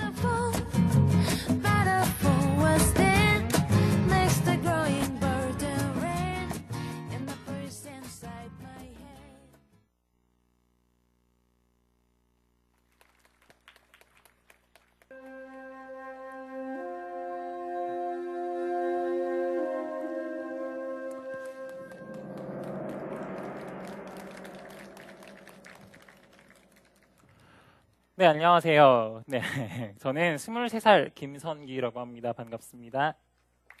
네. 제가 지금 굉장히 떨리긴 하는데 오늘 하루 종일 서울에서 내려오면서부터 굉장히 신났거든요. 네, 왜 그런지 한번 들어주시겠습니까? 네. 학교 다녀오겠습니다. 라고 학교에 가는 아이가 말합니다. 그런데 이런 아이들 꼭 뒷모습 굉장히 처량하죠. 자, 이유가 뭘까요? 학교가 재미없기 때문에 그런 것 아닐까요? 근데 왜 재미가 없을까요? 제 얘기 들어보세요. 네. 우리나라 학생들은요 12년 동안 이렇게 듣고 그리고 또 듣습니다. 듣기만 하러 가는 학교 뭐가 재미있습니까? 네, 재미없죠. 다 아실 거라고 생각합니다. 자, 우리나라 학교는 듣기만을 강요해요. 그래서 잘 듣는 아이한테는 100점짜리 모범생이라는 칭호도 수여되곤 합니다. 그런데 듣는 아이 말고 말하는 아이는 어떻습니까? 잘 말하는 아이. 선생님, 저는 야간 자율학습을 하면 효율이 떨어져요. 그래서 저는 좀 혼자 공부하면 안 되겠습니까? 아니면 선생님, 저는 머리 좀 길어도 공부 잘할 수 있는데요. 이렇게 말을 했을 때 다음 상황은 여러분들이 더 잘 아실 것 같습니다. 자, 우리나라 학교 교육 아이들한테 마스크라도 씌우고 싶어 하는 것 같아요.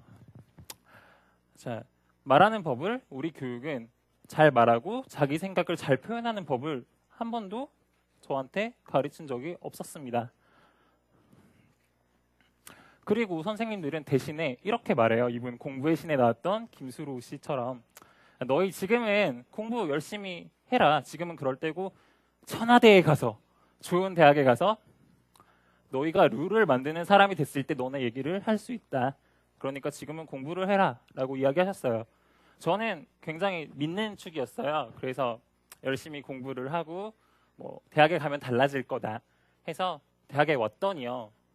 저는 어느새 듣고 또 듣고 있었습니다. 강의실에는 100명이 넘는 학생들이 앉아서 교수님의 PPT 자료에만 집중을 하고 있었고 취업 공부를 하기 위해 취업 설명회에도 가야 되고 토익 공부를 하기 위해 영어 학원에도 가야 되고 듣는 일밖에 할 수가 없었어요. 자, 이거는 대학 밖에 사회로 나가서도 똑같이 적용이 됐습니다. 들어라 라는 말만 계속 듣고 있습니다. 자, 20대 재테크에 미쳐라. 들어라도 아니고 미쳐야 됩니다. 자기 개발에도 미쳐야 하고 혹은 20대라는 세대한테 G20세대 88만 원 세대와 같은 그런 말들을 주면서 너네는 G세대니까 자, 경쟁을 잘 해야 돼. 혹은 88만 원 세대니까 짱돌을 들고 저 바리케이트를 쳐라. 라는 그런 이야기들을 하면서 들으라고만 하세요. 자, 근데 언제 제 말을 할 수 있게 될까요? 저는 나름대로 제 말을 할 공간을 찾아보기로 했습니다. 정의로운 언론을 생각하면서 신문방송학과에 진학을 했으니까 그러고 싶었겠죠. 그래서 말할 수 있는 공간을 좀 찾아봤어요. 근데 자, 대학 언론사는 어떻습니까? 지금 대학 언론사에 나오는 이런 신문들 학생들 짜장면 먹을 때 바닥에 까는 용도로만 씁니다. 그리고 학교를 비판할 수 없습니다. 사회적인 얘기 참여할 수 없습니다. 물론 모든 학부가 그런 것은 아니겠지만 대부분 그렇습니다. 또 대학생 기자단 거의 다 소속된 단체의 홍보 기사들을 주로 씁니다. 정치적인 색깔이 뚜렷하게 드러나거나 생각을 말하려는 시도는 애초에 데스크에서 뚝뚝 잘리고 있습니다. 자, 요즘 유행하는 SNS, 페이스북, 트위터에서 제 생각 물론 말할 수 있었습니다. 하지만 혼자서 했을 때 영향력은 별로 없었습니다. 뭐 어떤 일간지 기자가 제 트위터에 왔다가 우연히 제가 쓴 걸 보고 기사에 실거나 그렇게 간택을 받지 못하는 한 제가 쓰는 트윗들은 그냥 저 혼자만의 생각으로 묻힐 수밖에 없는 상황이었습니다. 어떤 분들은 저한테 이렇게 이야기합니다. 네가 굳이 말하고 싶으면 자, 너 신문방송학까지 그러니까 몇 년만 참아 공부 열심히 해. 또 공부 열심히 해서 네가 기자가 돼. PD가 돼. 그럼 너 말을 할 수 있어. 물론 좋은 말이라고 생각합니다. 하지만 좋은 말이지만 자, 그렇게 선택받은 기자 PD가 된 사람들만 말할 수 있게 된 세상보다 평범한 사람, 아무것도 없는 사람도 정말 아무나 누구나 자신의 말을 할 수 있는 세상을 만들어야 한다는 말, 그런 말이 지금 우리 사회에 더 필요한 것 아닐까요? 그래서 하나 만들었습니다. 자, 들어보셨을지는 모르겠지만 저의 친구들끼리 모여서 우리의 의견을 자유롭게 공유할 수 있는 공간을 만들었습니다. 처음에 굉장히 작게 시작했었어요. 그냥 아이디어로 그냥 우리 뭐 같이 한번 이렇게 모여서 글 써보자 했어요. 자, 그런데 2009년에 제가 그때 막내로 시작을 해서 3년째 하다 보니 어느새 나름대로 호칭은 편집장이 되었습니다. 자, 그렇게 되는 동안 새로운 목표가 생겼어요. 우리가 20대가 만드는 20대 대표 언론을 만들어 보자. 그리고 고암 안에 있는 20대뿐만 아니라 고암 밖에 있는 20대 또 사회 모든 사람들이 자신의 목소리를 크게 확성을 할 수 있는 그런 구조를 우리가 짜보자. 그런 목표가 생겼습니다.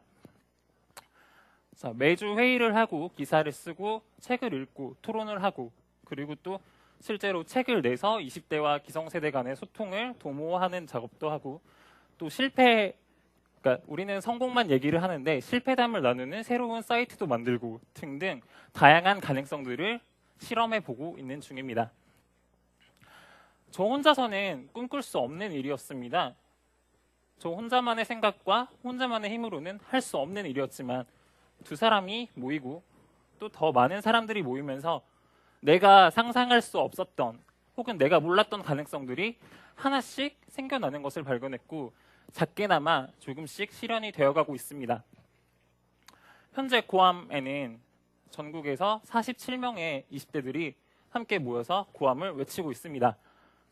물론 되게 장황하게 좀 있어 보이게 얘기했지만 아직 여기 계신 분들도 그렇고 모르는 분들이 더 많고 부족한 점이 굉장히 많습니다. 하지만 조급하게 생각하지는 않으려고 합니다. 자, 조금씩 천천히 운동화끈 조여가면서 한 발, 두 발 내딛다 보면은 언젠가 제가 꿈꾸는 그리고 고암이 꿈꾸는 세상에 꿈꾸는 세상을 우리 손으로 만들어 볼 수 있을 거라고 생각합니다.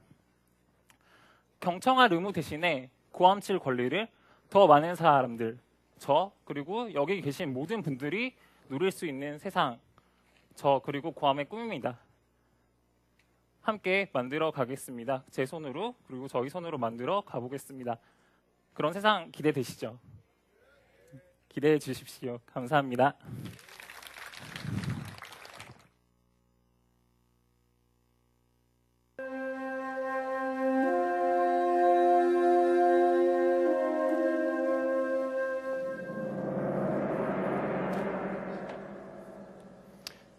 안녕하십니까. 네. 오늘 드디어 이 자리에 제가 섰네요. 오늘 참 특별한 자리인 것 같습니다. 기성세대들이 청년들에게 한번 할 얘기 있으면은 실컷 해보라고 멍석을 깔아주신 거잖아요. 그래서 고민을 정말 많이 했습니다. 도대체 어떤 이야기를 해야 기성세대들이 깜짝 놀랄까? 도대체 어떤 이야기를 좀 해야 기성세대들을 한 방에 보낼 수 있을까? 네, 여기에 대해서 많은 고민을 했습니다. 저는 지금 대학 졸업을 앞두고 있는 대학생인데요. 제가 대학 생활 내내 가지고 있던 하나의 신념은 바로 우리나라의 역사를 바로 아는 것이 이 시대에 정말 필요하다는 것이었습니다. 우리가 우리의 역사에 대해서 올바로 아는 것은 바로 좀 더 나은 우리의 사회를 만들기 위한 가장 중요한 작업이라는 저는 그런 신념을 갖고 있었습니다. 사실 이러한 이야기를 친구들과 술자리에서 편한 자리에서 한다는 것은 좀 힘들었습니다. 제가 한번 이런 이야기를 꺼내봤는데 정말 말도 안 되게 갑자기 술이 거나하게 취하게 되면 삼국지의 장비가 더 세냐, 관우가 더 세냐, 이런 이야기, 쓸데없는 이야기가 튀어나오거나, 또 어떤 학생은, 어떤 친구는 자기는 밤의 역사를 새로 썼다고 해운대 나이트 가서 새로운 밤의 역사를 썼다는 이런 허무맹랑한 이야기들을 하기도 합니다. 그래서 대학생활 동안 이런 역사에 대해서 좀 진지하게 얘기해 볼 수 있는 그런 자리가 없었어요. 하지만 오늘 이 자리를 통해서 어쩌면 처음이자 마지막으로 이렇게 기성세대들을 모시고 저희 세대와 함께 이야기를 할 수 있게 돼서 한편으로 너무 떨리고 또 한편으로 너무 기쁩니다. 제가 이렇게 과거를 지금 시점에서 한번 돌아보자는 얘기를 하면은 많은 사람들이 비난을 합니다. 야, 이 녀석아, 지금 네가 나이가 몇 살인데 그렇게 젊은 놈이 왜 이렇게 과거에 집착하냐고. 왜 아직도 과거에서 못 벗어나고 FTA나 세계화를 위한 좀 더 미래지향적인 그런 논의들을 니네가 해야지 왜 아직도 과거에서 못 벗어나냐, 이런 비난을 받습니다. 제가 얼마 전에 광화문을 이렇게 버스를 타면서 지나갔습니다. 그런데 제 눈에 이순신 동상이 이렇게 딱 보이더라고요. 근데 그 앞에서 아이들이 그 분수에서 나오는 물을 가지고 너무 신나게 놀고 있었습니다. 그것을 본 순간 정말 뭉클하더라고요. 저렇게 아이들이 천진난만하게 노는 이 사회가 바로 그 과거에 이순신 장군의 그날의 승리가 있었기 때문에 이런 게 가능한 것이구나, 그런 생각이 들었습니다. 그래서 버스 안에서 혼자 감상에 젖었었는데요. 이렇게 우리는 지금 현재 살고 있지만 과거와 함께 공존하고 있다는 생각을 하게 되었습니다. 우리는 과거에서 멀어질 수 없고 우리는 과거로부터 계속 영향을 받고 있는 존재이구나. 이순신 장군은 지금 현재 우리에게도 큰 의미가 있고 앞으로 우리 다음 세대에게도 큰 의미를 주겠구나. 제가 만약에 이순신 장군에게 우리는 서로 아직도 이어져 있나요? 이렇게 말을 한다면 그는 저에게 당연하지라고 말씀하실 겁니다. 여러분들의 시간은 어떤 모습을 하고 있나요? 저는 시간에도 모습이 있다고 생각합니다. 어떤 사람에게는 시간이 세모일 수 있고 네모일 수 있습니다. 또 어떤 사람에게는 시간이 직선입니다. 즉, 한번 지나가면 절대 되돌아올 수 없는 그런 직선이라는 것이죠. 하지만 저에게 시간은 바로 원입니다. 시작과 끝이 구분이 없고 중요하지 않습니다. 위와 아래가 중요하지 않습니다. 어떤 한 지점을 딱 지적을 하면 다른 점과 반드시 이어져 있게 되어 있습니다. 이 원의 시간에 사는 사람들에게는 과거, 현재, 미래가 전부 다 똑같이 중요합니다. 과거는 현재를 잊게 하는 중요한 사건이며 미래는 바로 이러한 현재를 통해서 더 잘 만들어질 수 있다는 그런 생각이 바로 이 원 안에 있습니다.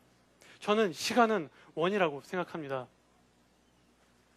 우리는 과거와 현재를 끊임없이 소통하는 관계이며 우리 할아버지의 이야기로부터, 우리 아버지의 이야기로부터 계속해서 영향을 받고 있는 서사적인 존재입니다. 우리는 한 소설 속의 등장인물이고 계속해서 그 소설 속의 인물들과 소통하고 있습니다. 그리고 우리는 이에 따라서 다음 세대에 대한 책임이 분명히 있는 것입니다. 하지만 우리는 지금 현재에는 과거와 점점 멀어지고 있습니다. 우리는 과거를 점점 잊고 있습니다. 바로 우리가 시간을 직선으로 보고 있기 때문이죠. 한일 민족 투사를 무력으로 탄압했던 인물이 지금 방송에서 전쟁 영웅, 민주국가를 세운 전쟁 영웅으로 미화되고 있습니다. 시민들의 민주투쟁을 무력으로 진압한 인물들이 지금 현충원에 안장되고 있습니다. 우리는 직선의 시간에 삶으로써 이러한 과거를 잊고 있고 이러한 과거를 이러한 과거를 고치지 않음으로써 현재의 우리들은 불의가 성공할 수 있다라는 그런 잘못된 믿음을 주고 있는 것입니다. 그리고 후세에게는 우리는 이러한 믿음을 주게 됩니다.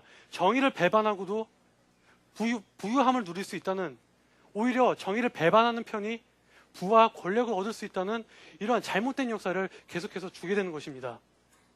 여러분, 여기에 한 그루의 나무가 있습니다.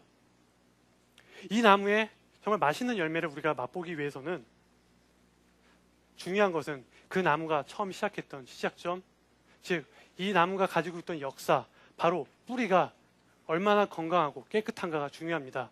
현재 무성한 가지와 나뭇가지는 전혀 중요하지 않습니다. 많은 사람들이 우리나라 미래 사회에는 좀 더 건전한 노사 관계가 형성되기를 바라고 있습니다. 하지만 이러한 건전한 노사 문화는 단순히 현재의 제도 개선이나 법을 바꾸는 것으로 절대 이루어지지 않습니다.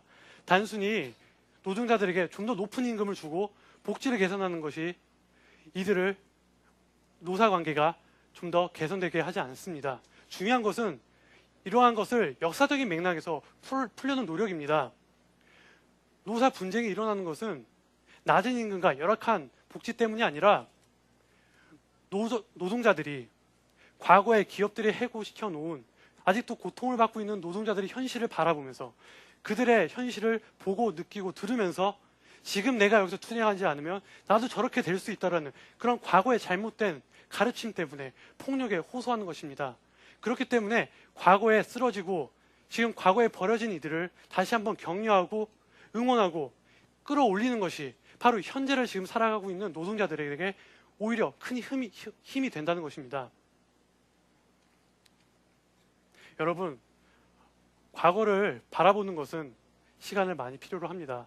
우리는 모두 정말 바쁜 시간에 살고 있습니다. 스마트폰이 우리 손에 있고요. 지하철과 버스를 타면서 쉴 새 없이 시간에 쫓겨 살고 있습니다. 그런데 저는 우리의 과거를 조금이라도 여러분들이 이해를 해줬으면 좋겠습니다. 과거를 정확히 알고 과거의 잘못들을 조금 바로잡을 수 있는 노력을 했으면 좋겠습니다. 이러한 과거를 다시 돌아보려는 노력이 모든 문제 해결책이라는 것은 아닙니다. 하지만 우리가 과거의 잘못들을 끊임없이 열어놔시키고 거기에 흥미를 갖는 것은 우리 현재가 좀 더 나은 미래로 갈 수 있기 위한 더 가장 기초적인 바로 작업이라는 것을 저는 여러분들에게 말씀드리고 싶습니다. 집에 돌아가셔서 우리 현대사, 우리의 과거 역사를 다시 한번 돌아볼 수 있는 우리 청소년들, 그리고 저희 학생, 그리고 기성세대가 됐으면 좋겠습니다. 여러분, 감사합니다.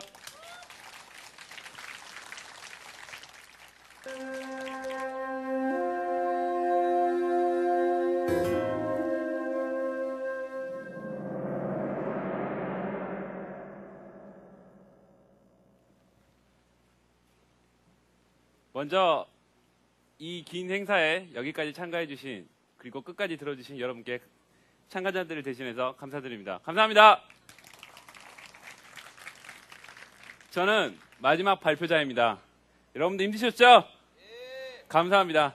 저희만 듣고 끝납니다. 그리고 저는 앞에 분들과 다르게 조금 다른 방안으로 천천히 재밌게 풀어가고자 합니다. 한번 집중해 보십시오. 정말 재밌을 겁니다. 자, 저는 이 청년 더불어가는 세상을 꿈꾸다라는 이 주제를 생각해 보다가 도대체 이 방법이 뭘까 하다가 주제를 찾아봤는데 더불어서 사는 세상은 둘 이상이 함께 가는 세상이라고 합니다. 근데 저는 그 말을 보면서 그 생각을 했어요. 아니, 나는 내 여자친구와도 더불어 가는 게 이렇게 힘든데 도대체 그 많은 사람과 어떻게 더불어 살아야 되느냐.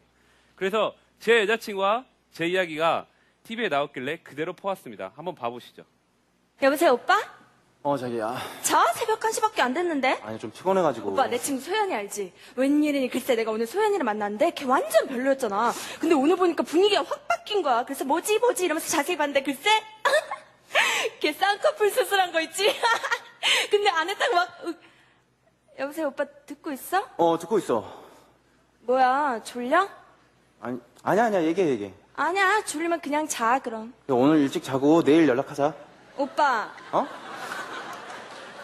잘한다고 진짜 자니? 아니, 출근 내일 일찍 해야 돼가지고. 오빠만 일찍 일어나? 나도 내일 아침 일찍 중요한 회의 있어. 나도 졸려 죽겠어, 지금. 그럼 너도 일찍 자. 지금 자는 게 중요해? 저는 여기서 도대체 이 여자분께 중요한 게 도대체 뭔지 궁금합니다. 뭐가 중요한 거예요, 지금? 그러면 제가 도저히 답을 못 찾았으니까 여기 계시는 심사위원장님께 여쭤보도록 하겠습니다. 먼저 남자분께 여쭤보도록 하지요. 천호선 전 홍보수석 겸 대변인님께 여쭤보겠습니다. 저 장소에서 어떻게 대변을 해야 됩니까? 여기 계신 분은 엄청나신 분이에요. 우리 범인들이 말할 수 없는 그런 범죄에 도달하신 분이니까 엄청난 얘기를 해주실 겁니다. 다들 집중하십시오. 질문이 그러니까 무엇을 원하는가? 예, 저 여자친구한테 어떻게 대답을 관심을 원하는 거겠죠? 그죠? 제가 그 전에 똑같이 얘기를 했었는데 그 얘기를 노무현 대통령님이 들었으면 어떻게 대답을 했을까요? 대통령님? 이제 바보. 이렇게. 이 정도밖에 대답을 못 하시니까 이렇게 대답을 하시죠. 그러면 그 옆에 계시는 심사원장님께 한번 여쭤보도록 하겠습니다. 이 여자분들이니까 뭔가 대답이 틀리시겠죠? 잠시만 마이크 좀. 예. 따님은 있으세요? 없어요. 안타깝네요. 장모님이 될 뻔했는데. 저 대답은 어떻게 해야 됩니까? 저럴 때? 저 중년이라서 잘 몰라요. 젊은 여자들이 무슨 생각하는지. 그래요. 이제 대답은 다르지 않았을 거라 생각합니다. 다들 여자친구의 얘기를 좀 더 피곤하더라도 들어줘야 된다라고 생각하신 분이 대다수라고 생각하고, 그러면 이 대답을 저희와 같이 똑같이 생각하는지 다른 한 분을 모셔놓고 그 대답을 찾도록 하겠습니다. 그러면 그 다른 한 분을 소개하도록 하겠습니다.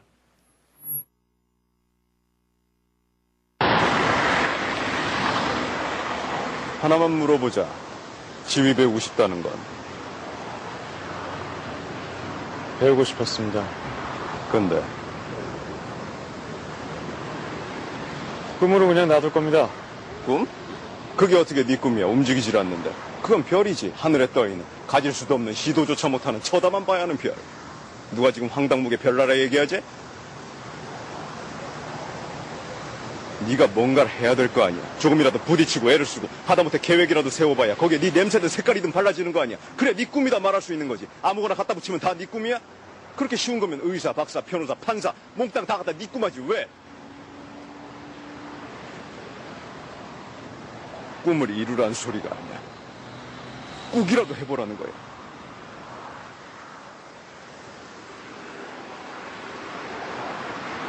사실 이런 얘기 다 필요 없어. 내가 무슨 상관이 있겠어. 평생 괴로워할 건 넌데. 난 이 정도밖에 안 되는 놈이구나. 꿈도 없구나. 꾸지도 못했구나. 삶에 잡아먹혔구나. 평생 살면서 네 머리나 쥐어뜯어봐. 죽기 직전이나 돼서야 지휘? 단말마의 비명 정도 치르고 죽든지 말든지.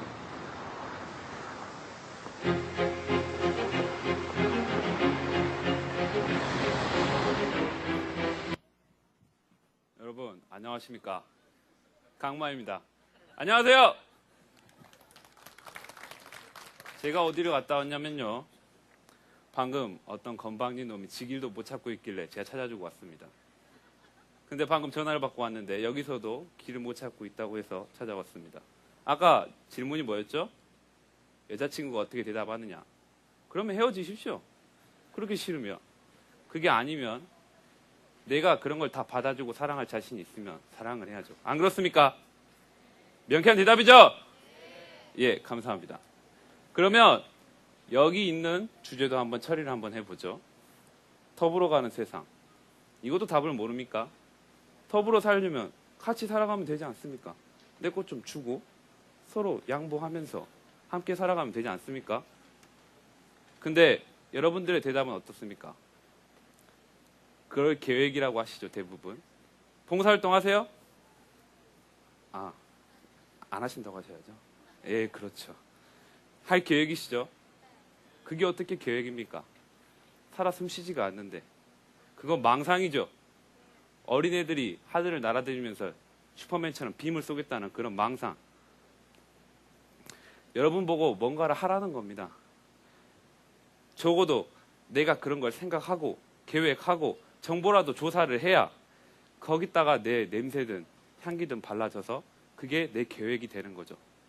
여러분들한테 지금 모든 걸 다 투자해서 더불어가는 세상을 홍보하라는 건 아닙니다.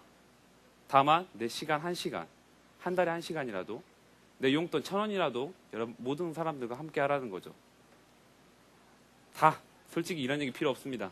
시간이 지나면 결국 후회할 사람은 여러분들입니다. 언젠가 모든 사람들이 다 사라지고 나만 살아남았을 때, 주변의 사람들이 다 죽었을 때, 그때 조금만 양보하고 살걸, 조금만 내 걸 베풀걸 라고 생각해봤자 늦었습니다. 답을 드리겠습니다. 지금이라도 조그만 거라도 나누십시오. 그러면 더불어가는 세상이 될 겁니다. 감사합니다.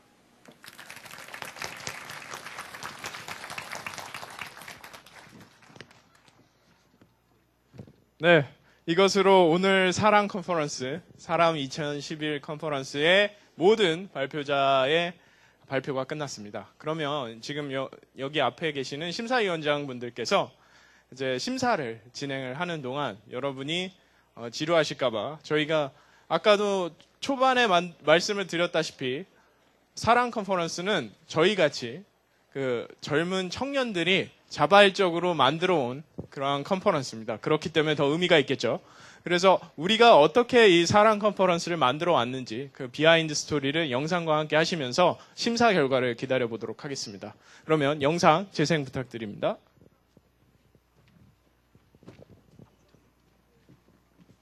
매일 꿈꾸는 세상과 말도 안 되게 너무 다른 현실 속의 삶 속에서 우린 늘 지쳐가고 만화 영화의 한 장면처럼 나도 그렇게 살고 싶어 마지막이라 생각하고 달려가 보자 내가 좋아했던 만화 속의 주인공들처럼 겁짐없이 또 살아보자 오늘도 난 다짐을 해 구름 타고 저 멀리 고양이 버스를 타고서 쓸데없는 걱정과 근심 모두 다 벗어버리고 달려 물결 타고 저 멀리 은하수 건너 저 별까지 실실 달려나가자 고양이 버스 내 젊음을 만지맞춰 오, 오, 오, 오.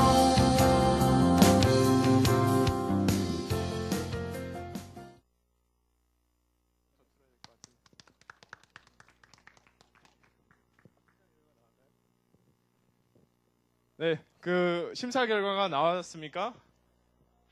네, 심사위원 분들 어디 가셨죠? 사라지셨네요.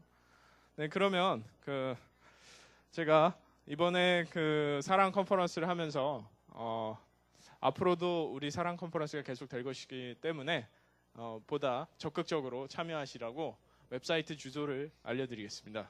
웹사이트 주소는 여러분 잘 아시는 knowhow.or.kr 앞에 사람이라고 적으시면 저희 사랑 컨퍼런스의 웹사이트에 들어오실 수가 있습니다. 그래서 내년에도 똑같은 행사가 있을 겁니다. 그러면 여러분의 자녀들, 여러분 자신들이 직접 참여하셔서 이런 행사를 만들어 보셨으면 합니다. 아주 성취감도 있지만 엄청난 막노동이 뒤따르는 그러한 행사이긴 하지만 여러분의 힘이 있을 때 이런 행사가 될 것 같네요. 그러면 지금 한 2분가량 그 심사 결과를 만드는데 시간이 소비가 될 거라고 하니까 그 영상을 하나 더 보도록 하겠습니다. 아까 문재인 이사장님 걸 초반에 재생을 했기 때문에 아까 못 보신 분들이 있을 것 같아서 문재인 이사장님 거를 재생을 부탁드릴게요.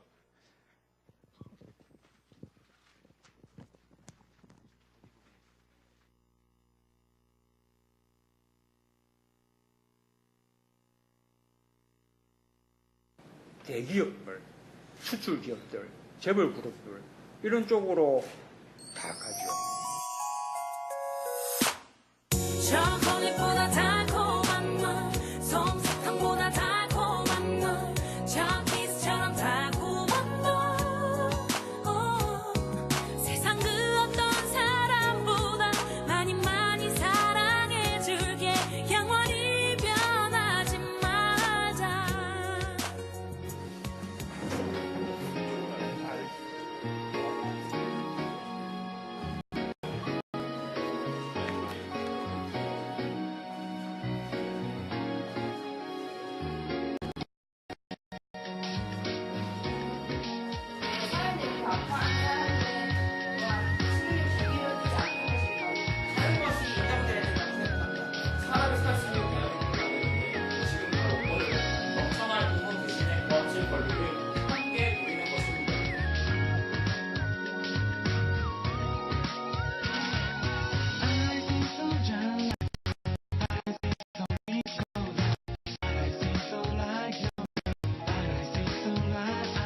분노가 정으로 갈 수도 있고, 그죠?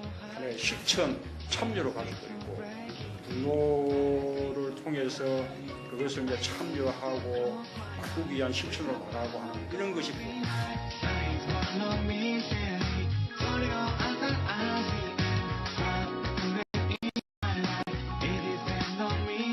그에 대한 어떤 대안 같은 게 나름대로 조금 제시돼야 되지 않을까. 그렇게 이제 본인이 체험하면서 본 우리 사회 현실을 설명하고 그것이 어떻게 달라져야 된다. 이렇게 경제가 성장하면 이 성장한 그 이제 과실이 국민들에게 어떻게 배분되냐.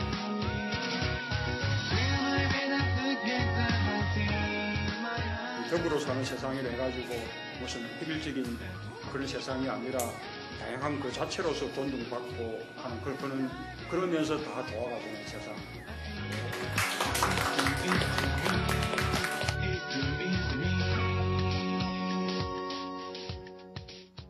네, 여전히 그 아주 신중한 심사가 이루어지고 있습니다. 그래서 저희 사람 기획단을 각자 소개를 드리면서 이러한 대단한 컨퍼런스를 어떤 사람들이 만든 거야 라고 풀어드리겠습니다. 그 궁금증을. 먼저 사랑 기획단 전부 다 올라와 주세요.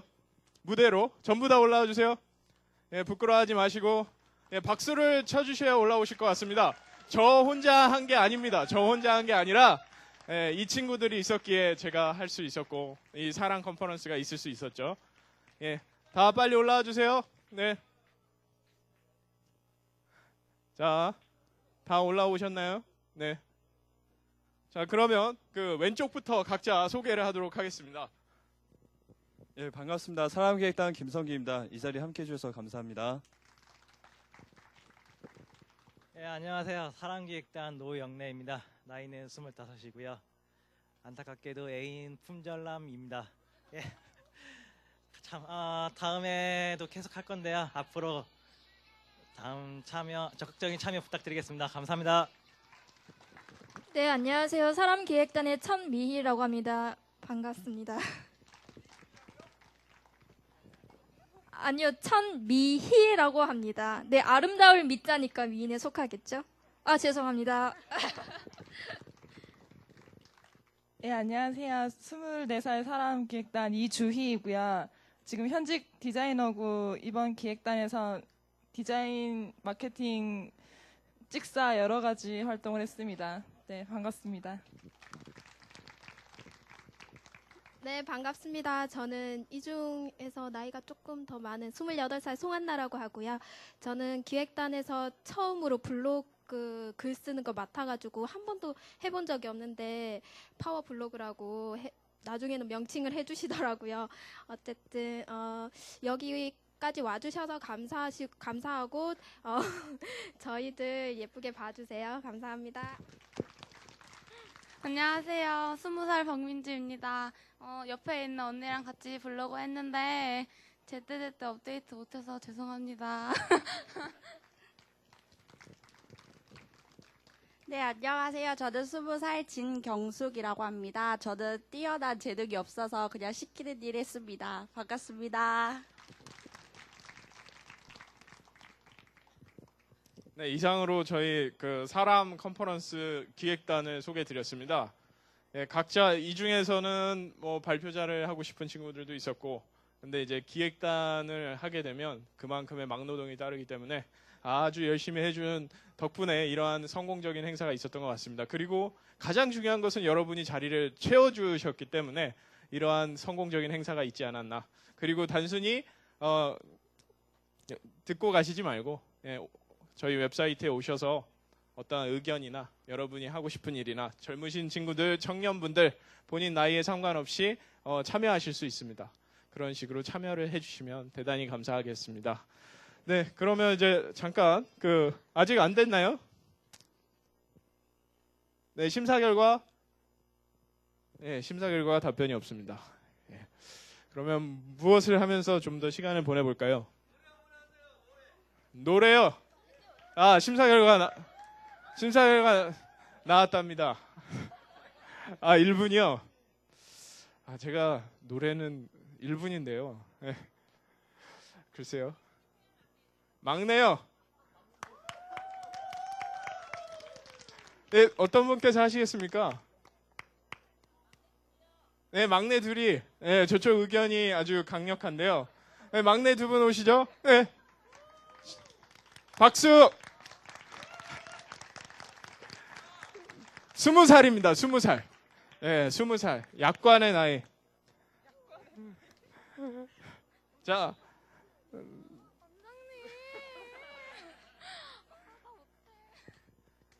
못한답니다. 그러면 제가 조금 해보겠습니다. 제가 박치입니다. 근데 가사가 생각날지 모르겠네. 가사가 같이 따라해 주세요. 자, 강물 같은 노래를 품고 사는 사람은 알게 되지. 알게 되지. 내내 되어준. 그다음 뭐죠? 네, 죄송합니다. 제가 노래방을 간 지 꽤 오래돼서요. 자, 안 나오나요? 심사 결과?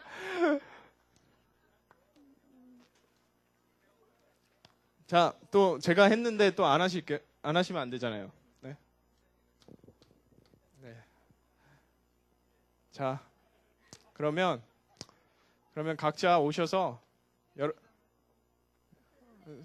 네, 생일이니까 노래 한 곡 하신다고요? 네.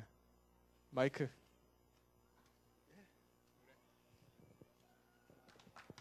박수! 이 친구가 오늘 생일입니다. 제가 오늘 생일은 아니고요. 어제 생일이었습니다. 그렇기 때문에 오늘 이렇게 만나게 되었는데요. 오늘 만나자마자 저를 사지로 몰아넣네요.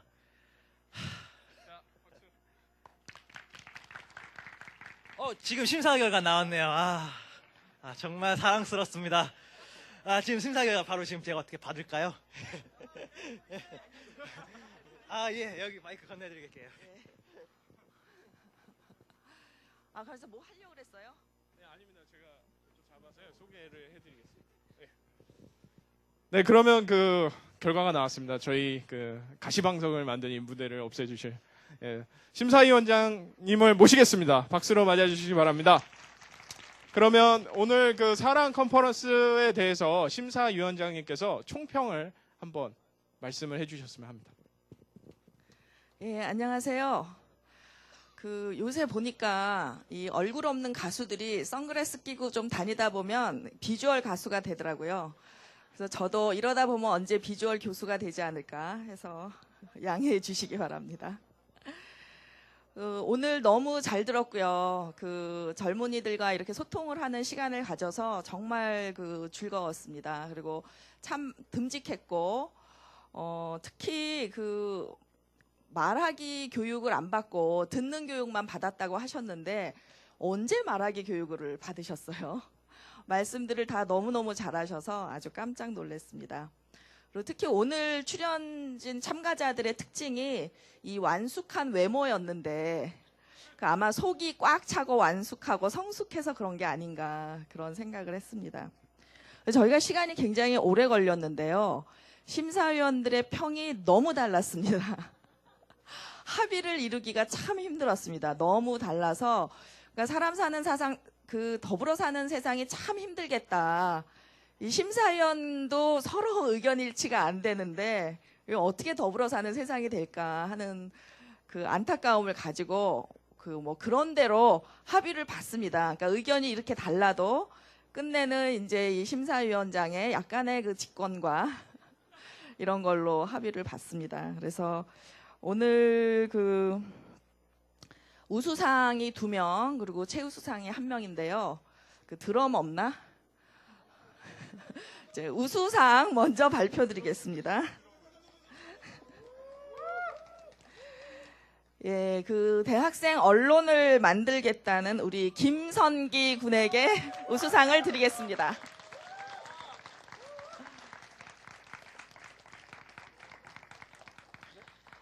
그 다음에 또 한 분의 우수상입니다. 여러분들 많이 웃겨주시고 즐겁게 해주신 최도식 군입니다.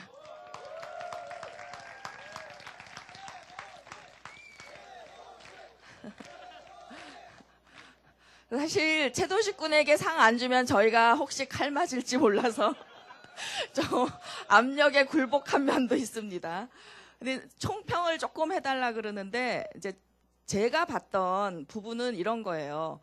우선은 이